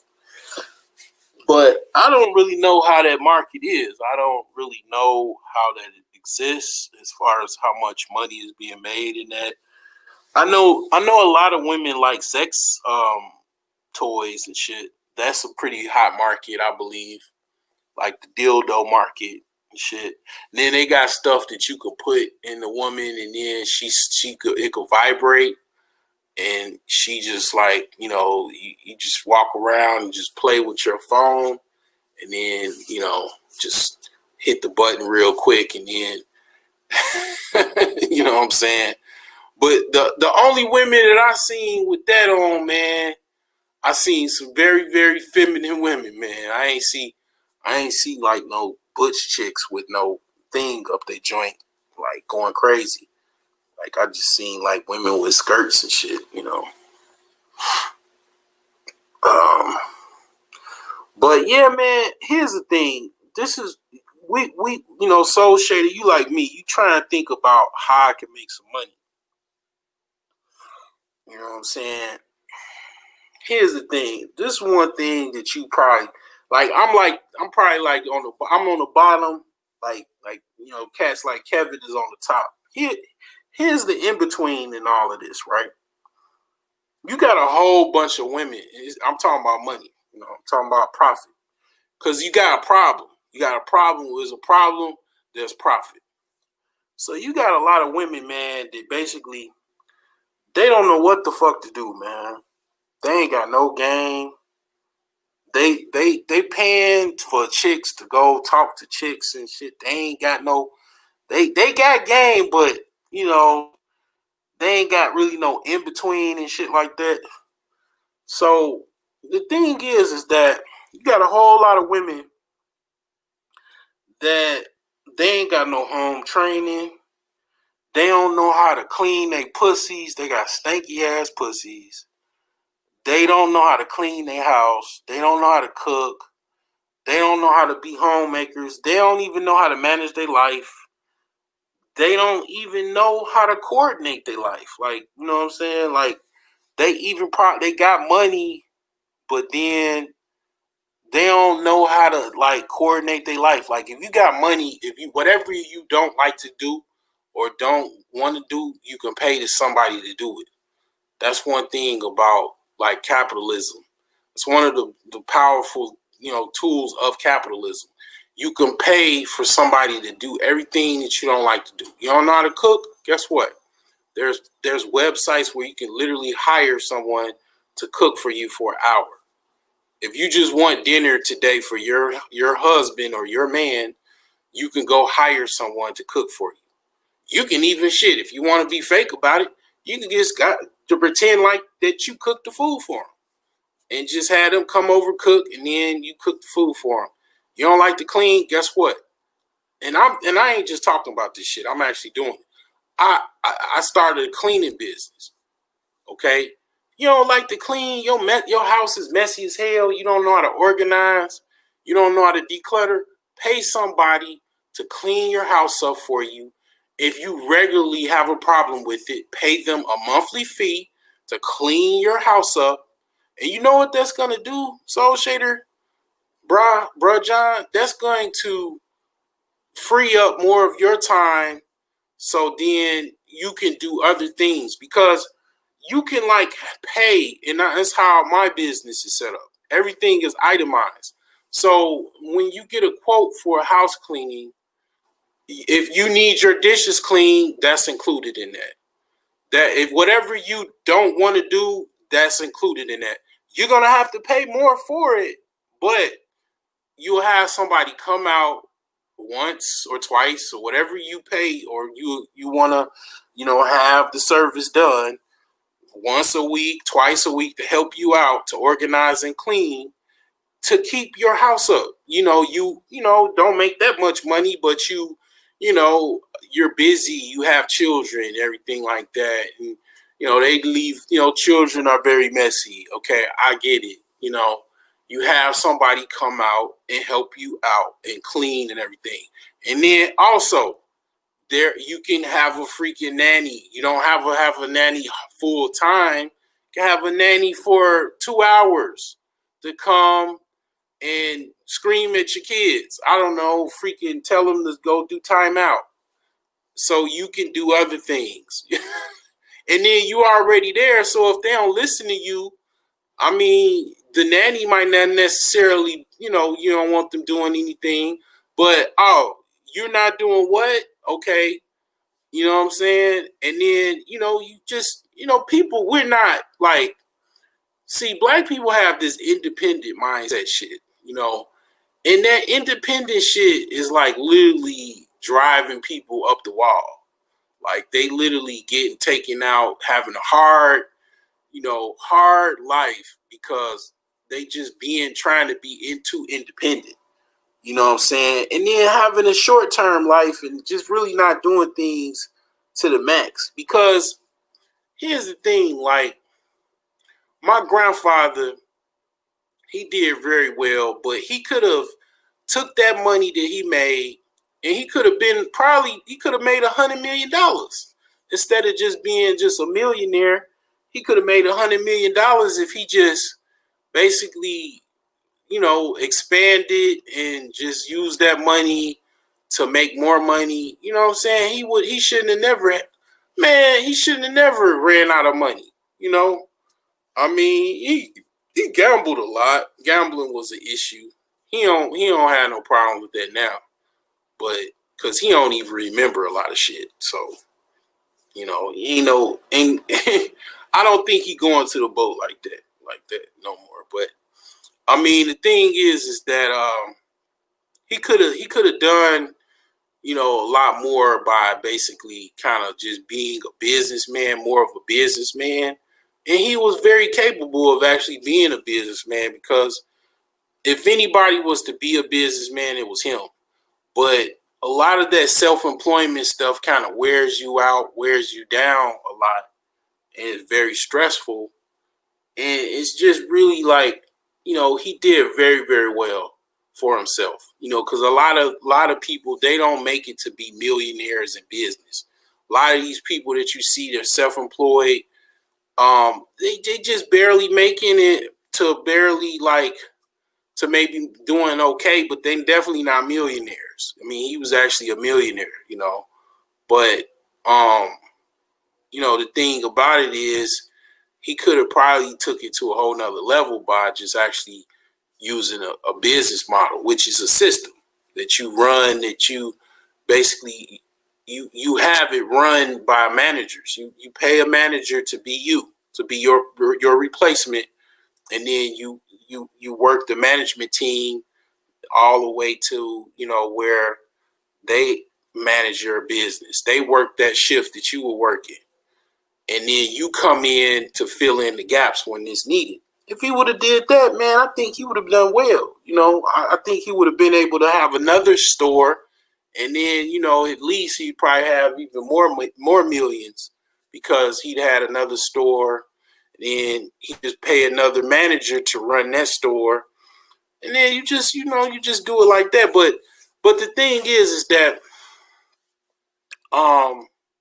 back to the women, a lot of these women have problems, right? With cleaning, cooking, and I have to say, I mean, maybe that does have something to do with even the cleaning and the bad hygiene and the bad feminine odor and stuff like that. And see, here's the thing. This is what I'm doing. I'm positioning myself to, profit off of these problems. You know what I'm saying? This breakdown of, how things is, I'm positioning myself to make profit off of these problems and help, you know what I'm saying? Because I made one of my best selling products was Sex God on my herbs business, my alsherbs.com. Like that's my hit product. Like everybody want that. Okay. Don't nobody want to go to sleep, but everybody want to, they want some herb pills to have sex with, right? So I made a women version. I made Sex Goddess, right? So my next product for women, I'm gonna make something for the vaginal odor that will help, kind of stamp that out as best as possible. So I'm trying to kind of, hear these problems and deal with these problems, and make some money off of it because that's how I look at it. I'm like, oh, okay, so this is these problems, this is this problem, this is that problem. Okay, so y'all need an etiquette school. So that's a way, but you would need, well, yeah, you could have men teach as well, but you have an etiquette school to teach women how to, basically, basically be more ethically, and have better etiquette, basically, right? So that's her profit potential, and then the therapy side, because men and women, we need therapy. You know what I'm saying? Like, uh, therapy is a big thing. Like it's like huge, and then basically, let me see here. Um, Yeah, I already mentioned the nanny stuff because a lot of these kids. And then another thing is, a lot of these children, the women, it's kind of dicey because a lot of the women probably can't afford or wouldn't want their children to go to a boarding school, but boarding schools is another profit potential to be had because um, on the state side for the children that are very poor or they come from families where the mom is on drugs or the dad or they both on drugs or they wards of the state, boarding schools is a potential to basically do something right, um, where you could make a whole bunch of money off of a boarding school because boarding schools are very expensive. Not a lot of people can afford them.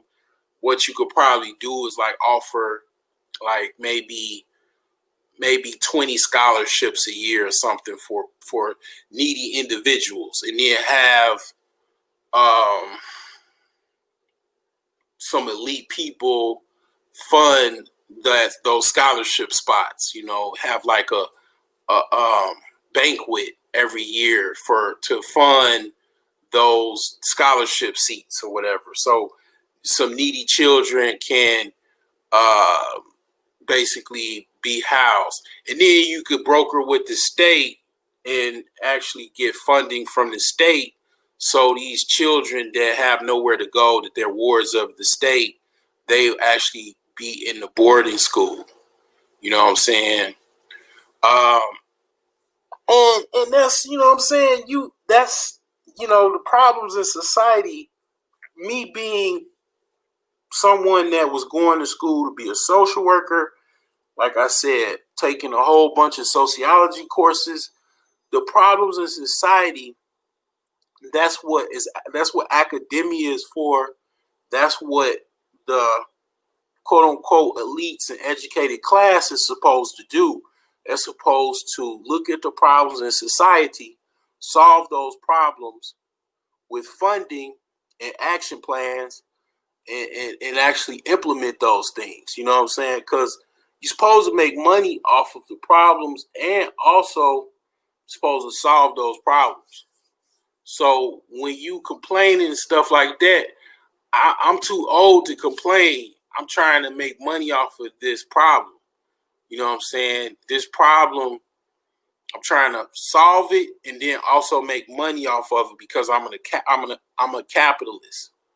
So I look at it like, okay, so I sell herbs, I fix computers. I also, I'm into home services, I'm into real estate. I'm into a lot of these different things. So the woman coming to me, my pussy stank. Okay, I got a solution for you. Okay, I'm having a hard time cleaning my house. I have a solution for you. Okay, uh, man, come to me. I can't get it up. My woman, she talking about leaving me. I have a solution for you. You know what I'm saying? I'm trying to get these problems and I'm trying to make money off of them. That's what entrepreneurs do. That's what, what I'm saying, capitalists do.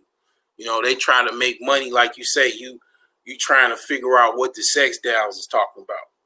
Well, I don't really know. I have never did no research, but I mean that's definitely interesting to kind of research. Yeah, you don't know how to drive, use Uber. Right. Man, that's what man, Uber like probably stopped so many DUIs. It's crazy. Yeah, it does make life a lot harder. That's why I haven't moved out of my family's home yet. I'd rather just stay there, Vista and Belt. Yeah. Man, shoot. My mother was alive, my father was, man, I'll be there right now, man. I'm gonna be in no hotel. Leave sex will eventually be automated turned into an app. So man, it's already an app. It's already an app. Shoot. It's an app for that. They got all kind of apps, man. Man, they got all kind of apps. They got Instagram. They got all these little sugar daddy little joints or whatever, seeking arrangements, all that crap. It's already, man. It's already there, man. But it's like, yeah, I mean, you got etiquette school, boarding school, uh, and then these kids do so terrible in school. My mom was a teacher, and she was also a tutor. I mean, you got a lot of tutoring service companies. Your kids doing bad in school, man. Get you a tutor, man. Get you a little tutor. Like, I don't know, man. It's like everybody be trying to do everything. They don't know how to deal with stuff, man. Like, Soul Shader, man. I can spot a woman. I could tell she ain't got a man by just looking at her, just seeing how she move, like seeing how she react, and I could tell if she just getting fucked or if she actually got a man. It's a difference between just getting fucked and you actually have a man.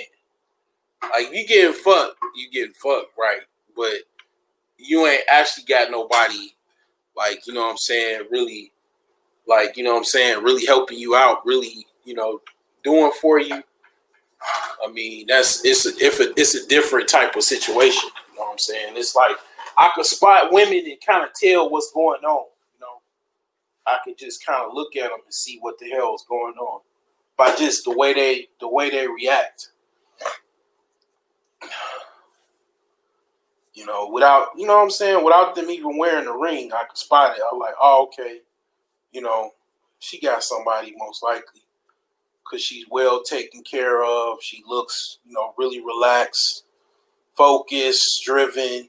Yeah, she probably got somebody, But seeing a woman all nervous, looking around, unsure, like fumbling. I mean, this woman, man, she ain't got nobody. But back to the ego, it's like, the ego is like a wall, man. It's like a wall, and you think it's like protection, but it's actually blocking you from life. You know what I'm saying? I done seen people die, man, a lot of times, man, over just nothing but ego. Sometimes you just gotta shut up and go with life, man. You gotta go with life. And then another thing is people really don't understand astrology, the power of astrology. Like, I mean, it's literally people that are like, you'll waste your entire life not knowing about astrology and be like, damn, man, oh man, that's why I was having problems with her and her and her. I shouldn't have been with their ass. Oh yeah, oh I would, man, oh man, I wouldn't even supposed. That's why I kept getting in an argument with him because we ain't gonna never think alike. Yeah, and then it's like it's too late. You old, you ain't even figure it out yet. But it's like a lot of stuff could have been avoided by you understanding signs and how people are, but you just, you didn't. So, that's it. It could make your life a lot easier than what it normally is. It's like helps you understand how people are, how to engage them, how to talk to them, how to, what you're gonna do. It's very helpful, man. But a lot of people miss that. Yeah, that was a tutor service. I'll be all over that shit, yo. Had somebody help me with all my shit. Man, I had a tutor when I was going to school to be a computer programmer. Man, I paid that tutor so much money, man. It was an Indian dude, man. I paid him a lot of money to help me, man. I never took any programming courses or anything like that, or math courses, like college algebra and all that. He helped me with that. But yeah, man, I definitely Definitely had to get a tutor, man. Some classes I had to get a tutor in college. The tutoring service in college though was free, but like for my programming course, I mean, well, I went to online school, so it was no like tutoring service or whatever. So I had to pay for a tutor. But yeah, I mean, yeah. So it's like, man, it's just you look at all of these problems and stuff like that, and it's just you just relax, man, take notes, man, just be like, well, how can I make some money off of this situation? Like, you know what I'm saying? But see, here's the thing about it though, and you can't complain about this, right? So it's women is watching this stream and men too, right? And they got these issues. And you know what they gonna do? Some of them, a lot of them, they ain't gonna do shit. they gonna keep their messy ass house and they messy ass woman and they messy ass life, and they gonna do shit about it. They just, damn, you right. Okay, go to sleep. Damn, okay, yeah, that dude's right, man. But shit, I ain't gonna do nothing. But it's like, maybe somebody they'll listen and then like, yeah, man, I just need to automate my life. I just need to, set up things and just, what I did, man. I'm gonna tell you what happened this week that changed probably gonna change my whole life, man. I basically, and I got this. I ain't gonna even lie, man. I kind of get some stuff or whatever from. I listen to other people's channels too, and I get some stuff, but I contribute. I actually super chat people. Like, I mean, mostly everybody that I really fuck with really hard. I get them a donation here and there or whatever. I don't just be SpongeBob SquarePants in people's channel. You know what I'm saying? Like, if you ain't got it, you ain't got it. I understand, but I get like little bits and stuff or whatever, and I, you know what I'm saying, I learn or whatever, and basically what I did this week, I basically started CRM, like CRM. Okay, I don't even know what I gotta look up what that actually means because I probably looked it up and I forgot, but I actually started this. This it's called Airtable.com, and it's got all of these like different boards, and it helps you keep on top of things.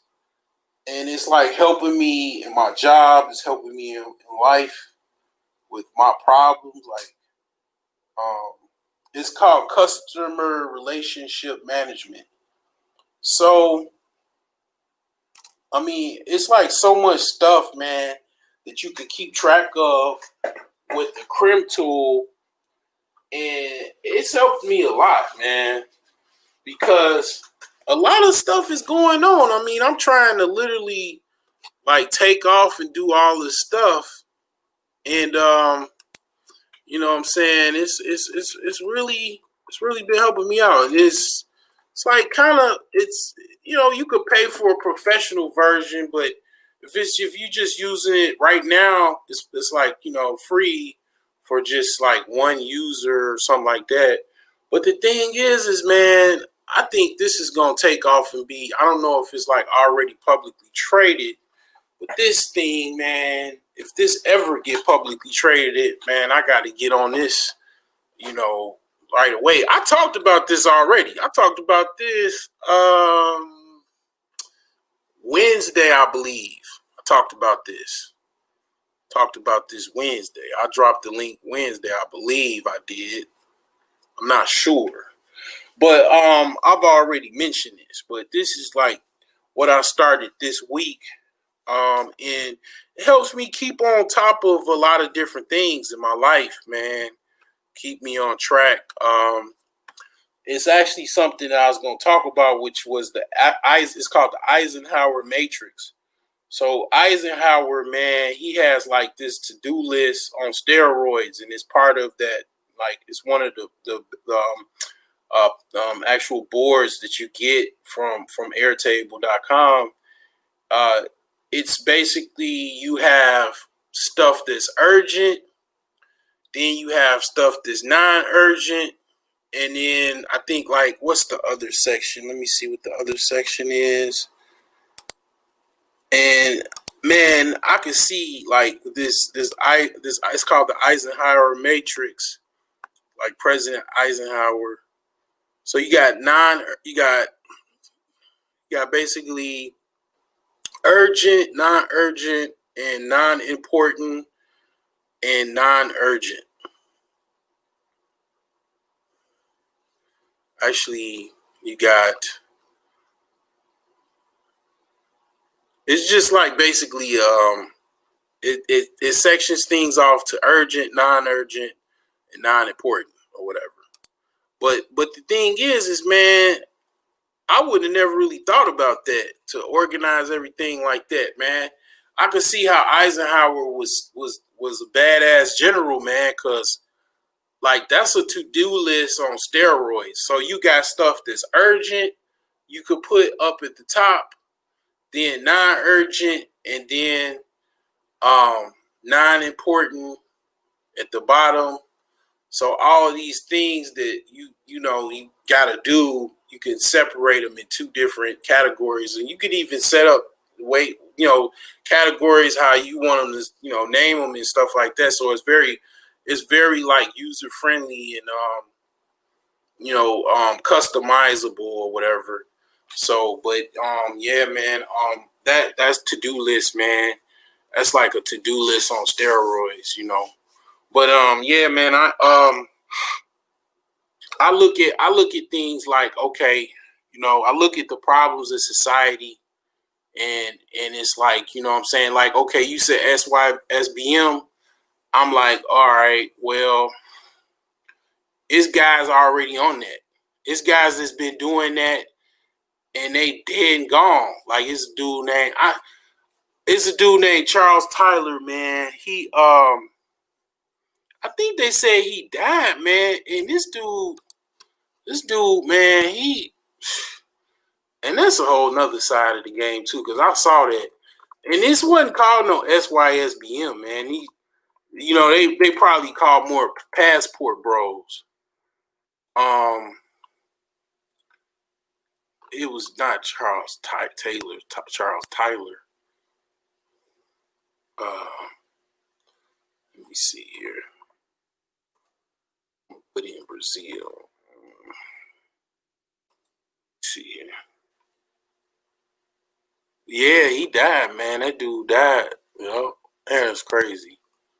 He died young too. He was only 44. But see, here's the thing, man. When you get older and you having all that sex, man, all them pretty ass women, thick women, you having all that sex, man, that stuff starts, you start getting depleted, man. You could die early, man. Like that's a whole nother conversation. But I mean, yeah, man, you gotta be careful, man, with that, man, because women will wear you out, man. You just be emptying off a clip, man. Next thing you know, man, you got doggone, man, old and senile and can't think, because you done emptied off all your clips and all your bullets. But yeah, man, I look at it like, like how he was doing it. This brother, Charles Tyler,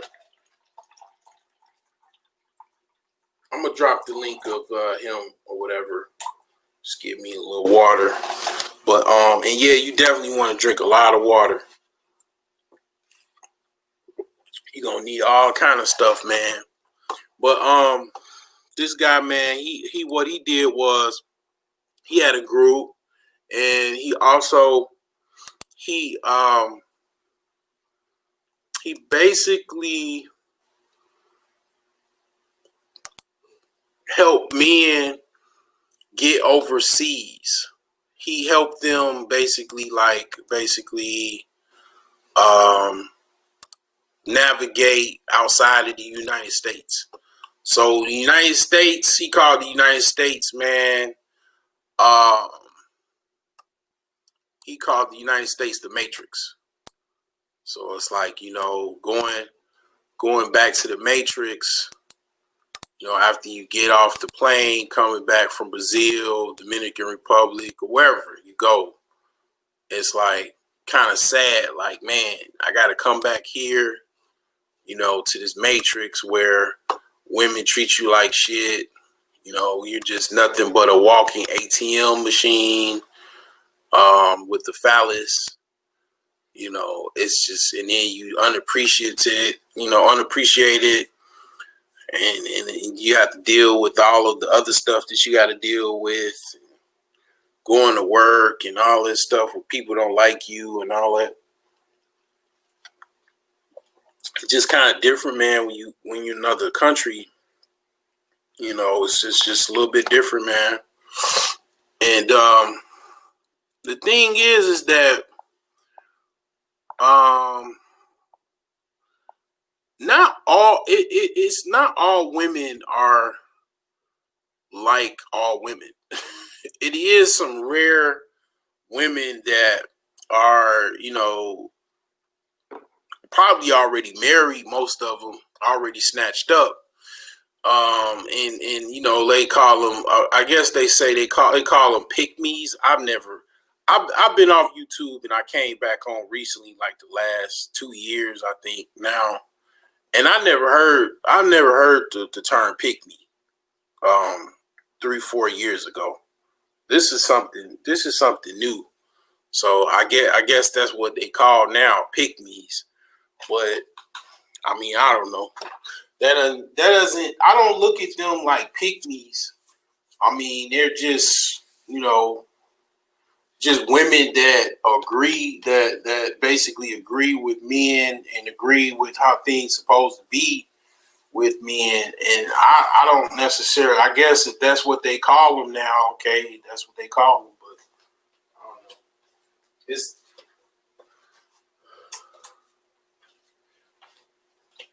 It's definitely not a lot of them.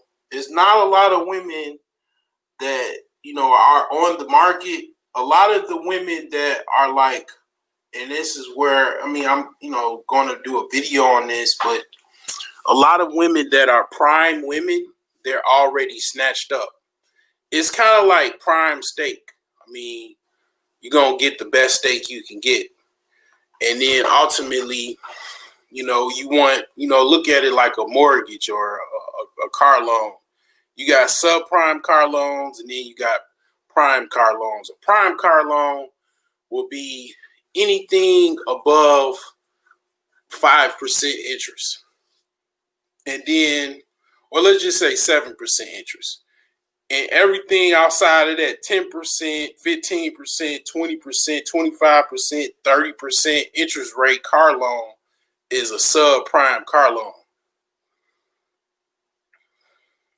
So you pretty much, women, a lot of prime women, we already talked about this, Soul Shader.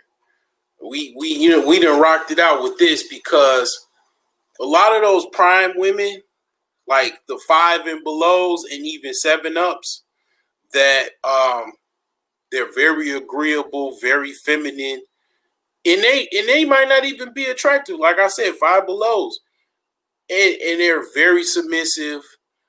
They damn near, like, I've been with black women that they ain't tell me no. I mean, they might have been from Georgia, and I was in the military at the time, but they didn't tell me no. It was no was not out their mouth. If anything, it was a compromise. You can do this. They ain't say no. This particular woman didn't tell me no. Never. You know what I'm saying? But it's like, it's certain women that already, a lot of them are already picked up, or you don't know they exist because they just, you just don't know. You haven't met them yet. But they are around, but they're not, it's more subprime loans than there are prime loans. Most people get subprime loans. Not that many people get prime loans. But a long time ago, it was more prime women, I would say, a long time ago, because it was kind of like that's what was the standard. But then now it's not, so it's a lot of subprime women that, they behave like subprime women, they act like subprime women, and there you go. But you got a lot of, unfortunately, you got a lot of 5 below women. That those are the main people, like you said before, that complain a lot. The 5 and belows, hands down. You show me, like I say, you show me a video of a woman complaining about men and shit. I bet you I look at the video, she's a 5 and below. Okay.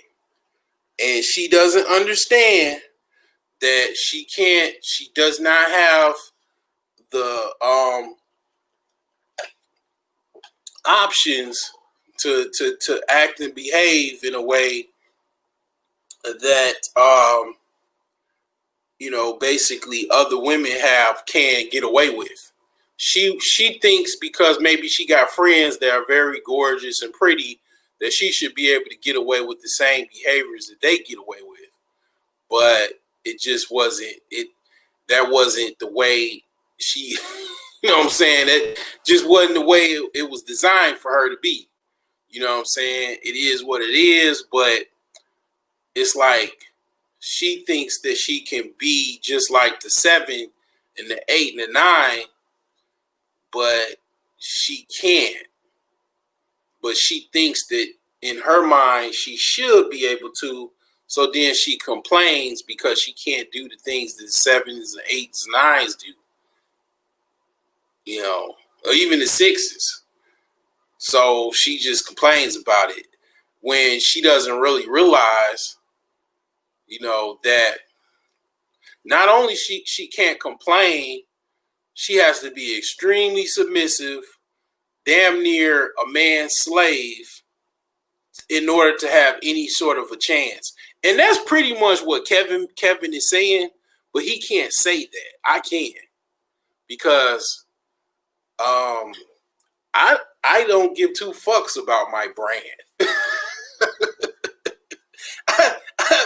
I mean, I'm not like I have no aspirations for anything. Like I say, all I care about my channel, of course, my Patreon subscribers and my Robin Hood challenge. That's my main core thing that I focus on my channel. I just pay for StreamYard so I can basically talk shit and then basically, put out stuff and then be, the king of the mountain or whatever, because, I could, it's some heavy hitters on here, I'm very intelligent. I'm sure men is more intelligent than I am, but I'm definitely up there. I mean, you know what I'm saying? So, but, those are my main focus. So I could say things and get away with it that he necessarily can't, because he got so many eyeballs paying attention to everything he say, everything he do. That's what he trying to tell them chicks that kind of fat, not really, on the pretty side of the game. You really have to be a slave and really submissive in order for you to even have somewhat of a chance to get a man. Because literally, that's what's required. Let's see what's going on here. I love women that are pick-me's, them the type of women that I marry. Okay. Well, that's why I fuck with you, bro. Oh yeah, man. I mean, I just I ain't gonna lie to you. If I did, let's just say I was monetized and I started getting like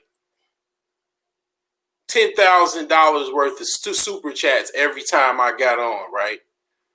I would change my script. I would, man, dude.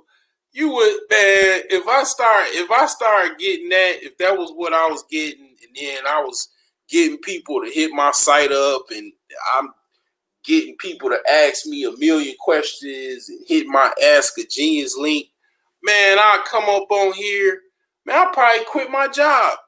I'm making $10,000 a month on YouTube. I mean, a day. What the fuck? I mean, my job. Well, you know what? I probably keep my day job because I don't never want to. I like my day job. You know what I'm saying? So what I would do is I just wait till I get off my job and then just hop on YouTube. Man, I'll hop on YouTube. Man, I have me an office. I have me, whatever suit. I have me a blazer on. Freaking man. I mean, I ain't gonna have no candles in the background, but I mean, I have me a nice little setup, or whatever, and I'll definitely be more corporate and everything. But right now, that ain't what's going on. So I really don't, and I don't have to do all that. I don't have to come up on here like I'm at work. You know what I'm saying? When I'm at work, I'm ethical. I'm very not very, but I'm corporate. It took me a long time how to actually deal with being corporate, because it's actually, you got to learn how to be corporate in order to really survive, because it's a lot of stuff in the way you got to interact and all of that type of stuff. It took me a while to learn how to do that, but I can do that. You know what I'm saying? But I ain't got to do that right now. In my opinion, I ain't got to do that. I don't have to. I don't have the filters. But that's what he's saying. He's like, well, you're really not blessed with the abilities like maybe somebody else has. So you have to cover for those lacking abilities. I mean, you have to. And what's the problem is, you got so many women that they don't understand that they don't have all of these other gifts and talents and assets, and they feel like they want the same complementaries that these other women have. And the other women know they have it. They just be quiet. They just take their little pics, hop on Instagram, hop on Facebook, take their little weekly pic or whatever, and then hop back off, and then, stay in their little world, and they got their little boo, and that's it. And then you got these other chicks.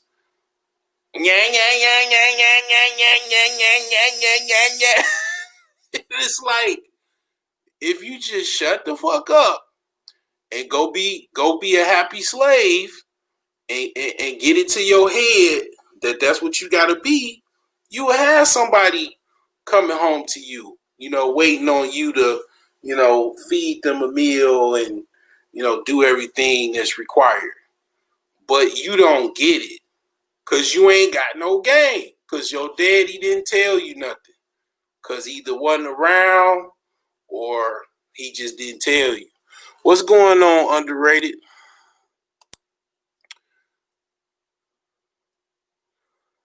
Yeah, man, it's you gotta look at it, man, with laziness. The thing about laziness is, it's like I told my friend today. I told my friend we probably got a falling out. It's probably gonna be a falling out from this. I said, you acting like everything okay, but the reality of the situation is, you depended on me to like say we in a fight. I told him, I say, look at it like we in this fight. We fighting about 5 or 10 other dudes, and you require me to steady punch, be the heavy hitter, and just punch this dude, and then you come and maybe punch 1 or 2 dudes, and then later maybe punch another one, and then I steady gotta keep punching and punching and hitting and running. I can only punch so much and fight so much. You gotta contribute some punches every now and again, or punch or something and run and punch again. You not punching. You just sitting back and then and making me do all of the punches. I'm doing all of the punches for you to not get pummeled.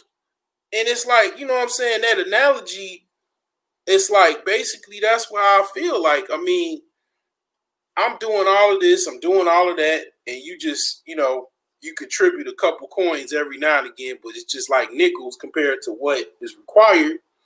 I got a problem with that. I mean, we friends, we shook on it. It wasn't no paper and all that, like we signed and commitments and all this stuff. But man, I told him, I said, man, this is the last house I'm going to definitely, man, go anything with you on, because you a terrible investor. You can't put up no money, man. You got a problem putting up money. So with a woman that's lazy, she's not going to help you with shit because she's just too lazy. You know what I'm saying? Like, you got guys that's lazy too. Like, just look at it like you might be in a situation where you require your woman or your queen to help you in a fight, to at least have a dagger or a knife to be able to, get somebody off you, stab somebody up, or maybe kick them in the nuts. If your woman's so lazy, she can't even do minimal shit to like help that situation out, y'all both gonna be dead. Cause you got a weak, lame ass bitch for a woman. That's really what it is. It is what it is. Women are lames too. That's another thing. Like, they talk about, because I've been off of this shit for a long time. They talk about educated lames or lames. Women are lames too. Actually, most women are lames because men are stronger than women. So by default, women are our lames. They are. Because most women are not. Some women will give you a run for your money, don't get me wrong. But by default, biologically, women are lame to men. They are our lames. Literally. Okay, so, I mean, it just, things are so crazy that people just don't really understand concepts. But if it's a man that is a lame, there's also women that are lames too. Okay, so, but women don't typically call each other lames, but I don't know, maybe because they, probably listen to my broadcast or whatever, they gonna start calling each other lames. But I would say if a woman called another woman a lame, that's enough to start a fist fight. And women, I'm gonna tell you something, man. I'm gonna tell you something. Don't think these women, man, ain't shit, just doing the same thing men do or young dudes do. These women is shooting each other up and killing each other and all that. Man, I'm telling you, they are. I have never been in a shootout, thank God. I've been in the war. I've been in the military and I ain't got shot 1 iota. Thank God. But my nieces, they got shot at, been in shootouts, all that shit. Because they hanging with them niggas, them thugs, and they love that type of 85 octane ass life. They been in all that shit. and got the house shot up and all that type of stuff. I wasn't there, but my sister had to tell me, and she wanted me to keep it a secret and all that bullshit. But that actually happened. So I say all that to say, man, these women, man, they ain't what you think they are, man. They be loving all this type of drama and shit, just like they like them dudes that be in them rap videos. They actually try to be in their actual life too. You know what I'm saying? They actually want to be there. They think that shit is cool until you start getting shot at. Still you catch a hot one and all that type of stuff. Then it becomes real. And then they probably still like the shit. I don't know. I mean, I stayed away from that type of stuff, man. I really, I always like women, man, that were kind of smart, pretty chicks, man. I ain't like no ratchet chicks, man, like that. Like ratchet chicks to me was only for my sexual consumption. They were not to be just like, oh, ooh, googly moogly. Like, I mean, someone when I was in high school, yeah, I ain't know no better, yeah. But them chicks, they didn't like dudes that was regular. Like, they only like gang dudes or, dudes that were like in gangs and shit, So and they ain't really start to check on you until, what I'm saying, after you start, get out of high school, and then they already got one baby and a half or whatever, what I'm saying? Then they start trying to check on you, but by then you like, not really feeling you like that. And then you get older, you like, thank God I never got in a relationship with you. Oh, thank God, man.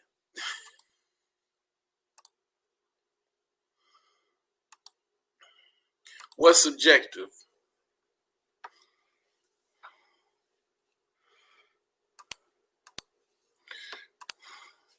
Oh man, yeah, it's a lot to be said, but like I say, man, I'm gonna start it back. I'm gonna scale it back. I mean, I play chess.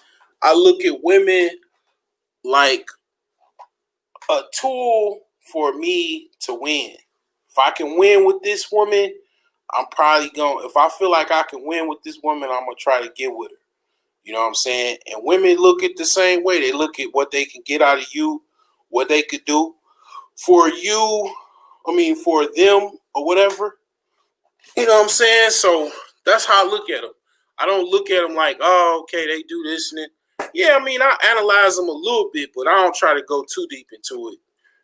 But yeah, I mean, that's how I look at women, man. But back to business, man. Back to Sears. So you got this old dead corpse. It's about 60 years old. No, about 90 years old. On his deathbed. We got, we got these young Zennials, Millennials, Gen Xers that know about the modern 2020 way of doing business. Catalog is pretty much dead. People don't really want to be like, you got tree huggers. They don't want people, man, making all of these catalogs. The online, the web, the modern day website is a catalog. That is your catalog. So, Soul Shader, your job is to resurrect Sears. What do? You are the youngest of the youngest. You know how this works. What would you do? What you're hired to be on the Sears executive board. You are their what can I say? What would be your job title? You're part of their success team.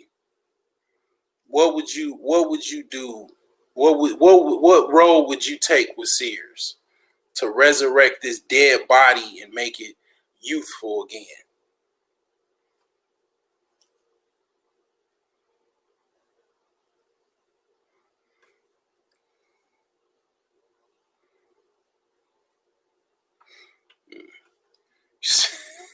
You still want to talk about these women, man? you okay? Iori's a young guy. Yeah, all right. They need a corporate restructuring. In terms of branding, restructuring. Shit, if I charge that company, if I was in charge of it, I would try to add in hip hop. I would add in tech too, bro. Okay.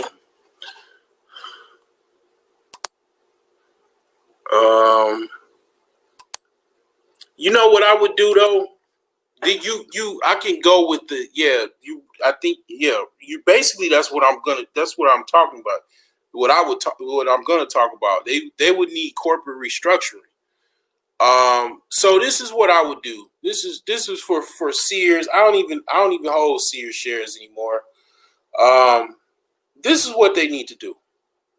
They need to do this because you got a dead corpse that you're trying to resurrect or whatever. You're trying to hold on to this dead corpse, this dying corpse. Sears is on hospice, right? And any moment is gonna die, right? It's basically it's got a faint pulse, but the pulse is still going, but so it's in hospice. So this is what you do. Yeah, definitely tech for sure. Restructuring, definitely that's involved in what I'm gonna be saying. Well, yeah, Amazon is definitely a part of what I'm gonna be saying. Okay, this is what you do. You get young people in fucking management, upper management, a mix of young people, millennials, Gen Xers in management, upper management. Take your old ass and go sit down, go play some golf, and let some young guys, young women get on the board and save this fucking dying corpse. This hospice corpse. Let it go and just pass on the baton so it could, they could, pretty much enjoy his final rites and basically pass it on to some other young person and not actually fully die. Pass on the, company to, basically the management of young people. Okay. So what's needed? What's needed? Okay.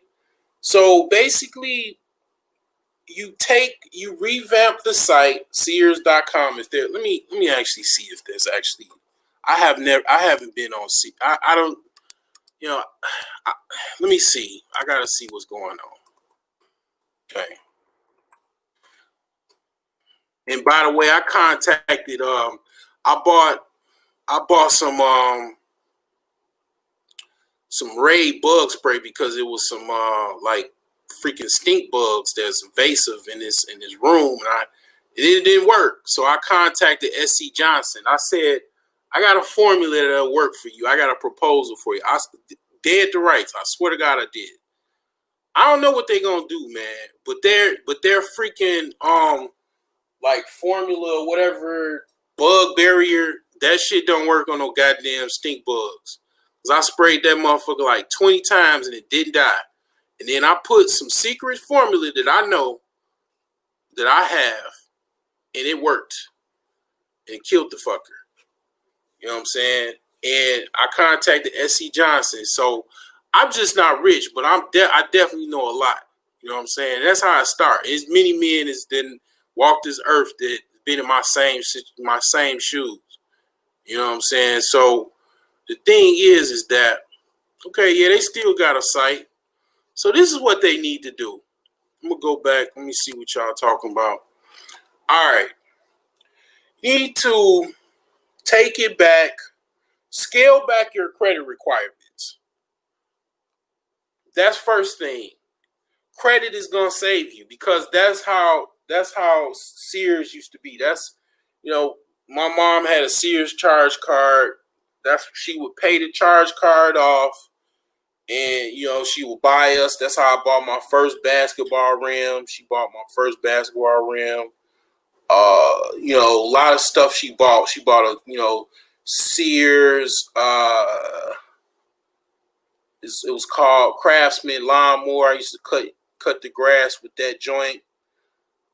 She bought a lot of stuff from Sears, man. So you need to scale the credit requirements to like 550, because you want to give a lot of people credit, because you're gonna need a lot of people to purchase. So you're gonna scale back your credit requirements to 550 first off, because because basically it's kind of like the not so attractive chick. Sears is not that attractive. So you're gonna have to appeal to maybe even lower tier credit people, because what you're gonna need is a sell off, because you want people to actually like buy up all your stuff. I mean, not all of the people that got 550 credit scores are gonna not pay the charge card back off. I mean, you give them like, maybe to start, you give them like $300 credit limit. You're not gonna give. You got a 550. You're not getting $1,000 limit. You're getting like $300. It's a minimal risk here. Okay, so lower the credit requirements. Okay, and then you get let's see here. Yeah, I agree with you. Yeah, because everything's an option. Everything's a fucking option at this point. I mean, it might sound crazy, but everything's an option. So who would I get to promote Sears? Fucking LL Cool J. Yeah, get LL Cool J to, he's been around when Sears was back in the catalog days. So you get LL Cool J to promote Sears. Okay, so now you got the older guys, and then you got the younger people that watch NCIS and all that shit. They're going to be trying to, pay attention to Sears now. So you run some commercials with LL Cool J promoting Sears. So you lower your credit requirements to 550, and then you got LL Cool J promoting your Sears brand. Okay. So that's two. Okay. Well, actually, that's three, because the first step is getting younger management. Okay. So four, you whatever indecision you were making about Amazon, you partner with Amazon. You've just, hey, Amazon gets a percentage of the company or whatever. Like, they need they need more distribution centers or whatever the hell they need. You sell off those like abandoned assets that you have. You sell those off. Or level them, or just demolish them. Get rid of them, basically. That way, you're not freaking looked at like an eyesore. You're not making all of these communities with freaking, all of these abandoned buildings. You get some funding together to level these facilities. If Amazon doesn't want to buy them, or any other company doesn't want to buy them, just level them. Okay, that's four. Okay, and then you beef up your e-commerce. You get with Amazon to help them if they get on board, set up some type of distribution directly with Amazon. Okay, so that's five. And then six. What else?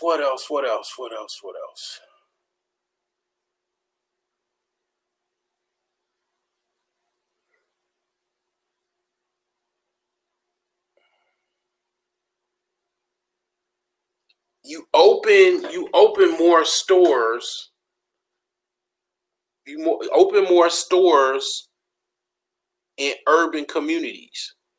The whole idea of taking the stores out of the urban communities was a bad idea. It didn't fare off well with you. So like your flagship store, 79th Street in Chicago, you open that back up. And then you use that as a model to bring back more jobs and just bring back some of the nostalgic experience of Sears. Some of those old places that you closed up shop, that'll be like maybe a phase where if you have success, you reopen those stores downtown Chicago, even 79th Street, Chicago. You open that back up, okay? And even other, nostalgic areas just for nostalgia, because nostalgia will be part of the actual branding as far as the actual companies, just, maybe nostalgic, thing or whatever. And then you get back into what, because the thing about Sears was Sears used to sell houses. So you get back into that. Okay, you start selling, houses, like maybe start off small, sell tiny homes. And then you start getting into even just more like, actual full homes, because you actually, the catalog, one thing about the catalog, a lot of y'all youngsters don't know about, you could buy an entire house off the catalog. The house was actually like $2,000 to $4,000. This was in the early 1900s. So you kind of bring some of that stuff back up. That might be like, phase 5 of success plan or whatever, because that's part of what you need to do, kind of for nostalgic purposes. And then you might want to buy back your brands if you can. If you could buy back Die Hard, buy back. But you know what? I think they still partly own Die Hard brand and Craftsman brand. They have like a deal with Lowe's. Okay, so I mean, you just buy those brands back, or shit. I mean, I don't know. If you could make enough money, you could just, position yourself, man. I believe in miracles, man. You just buy Lowe's. I mean, shit. If you could make enough money, that's kind of far fetched, but I don't know. That's an idea, but that's all I'm gonna give, man. I gave you a monkey wrench. I literally gave you the game. Those are good ideas. I mean, I'm a credible individual. I'm a well-learned individual. I'm a mogul in the making. You know what I'm saying? Something to think about, man.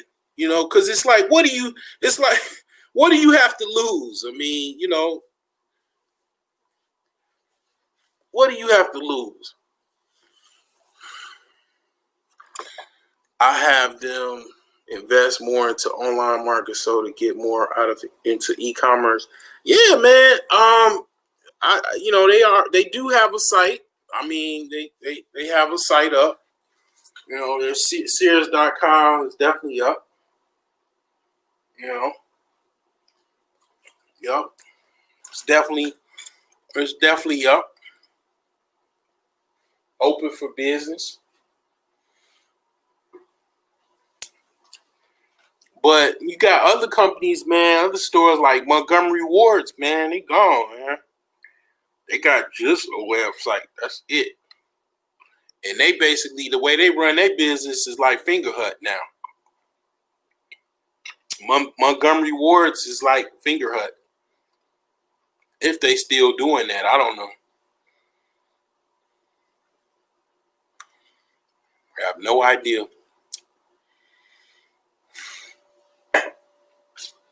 But,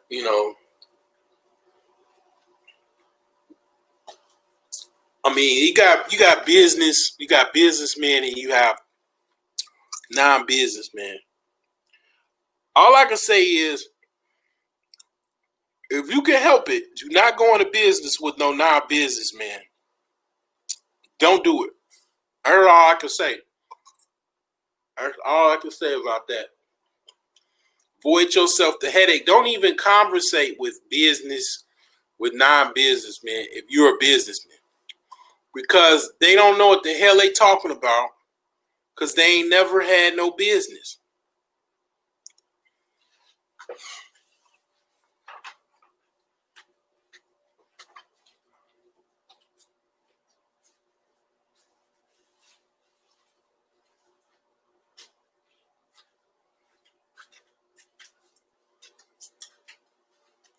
You know, a lot of times people entertain that type of stuff. I ain't got no patience for that type of stuff.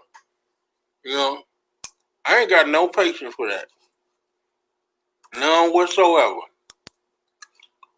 You're not gonna tell me, you're not gonna you ain't gonna come to me talking about you an expert at something and tell me, you know, I think I know more than you, or you think I'm Mr. Smarty Pants and nothing like that. Nigga, I've been in, you know what I'm saying, in my field for as long as I've been in it. I've been a businessman over 12 years, 13 years almost. If you haven't been in business, you haven't actually been on your own and depended on your business for your livelihood, ain't nothing you can tell me. I mean, you can try, but it ain't nothing. It ain't no conversation that need to be had. It's like arguing with somebody. You ain't never been in the NBA, and you arguing with a guy about the NBA, and you ain't never stepped foot in the NBA, and you talking about how good you an NBA player, or how much you know how to be an NBA player, and you ain't never been in the NBA. You ain't never even been a water boy in the NBA, but you know everything about being in the NBA. I don't entertain that hypocrisy. I don't have no time for that type of stuff. You know, I just don't. I mean, that's all I got to say about it. I dropped the link, man. If y'all got any more questions and you want to hop on, all right, want to hop on. But I said everything I need to say. I feel like I gave a good action plan for Sears and Roebuck, man. I mean, Sears or whatever, you know.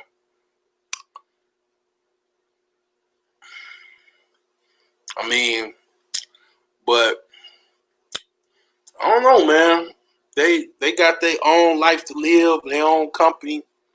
I don't know, man. I mean, they got their own situations, man.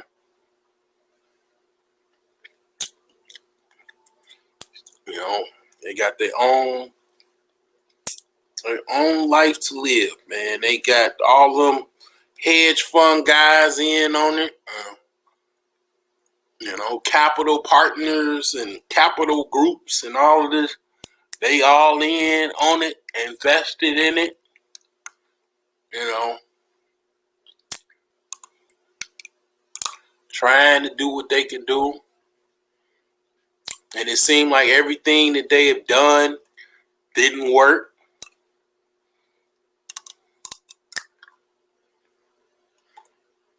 You know,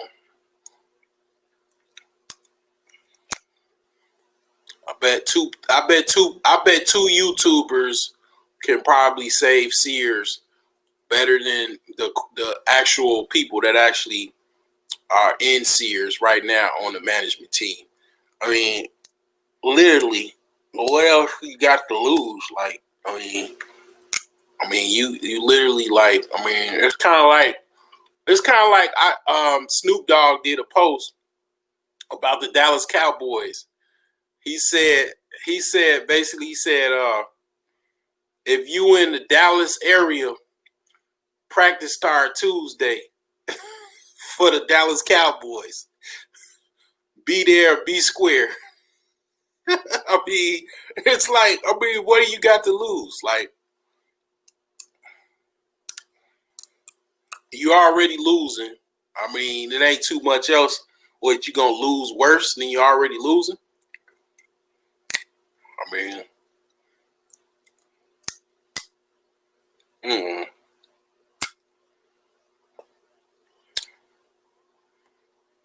somebody probably be like, shut up. You don't know what you're talking about. Why don't you just shut up? You know, like, what else you got to lose, man? It's already losing. I mean, what else you got to lose? But anyway, I'm gonna call it one. I'll take it easy. Later.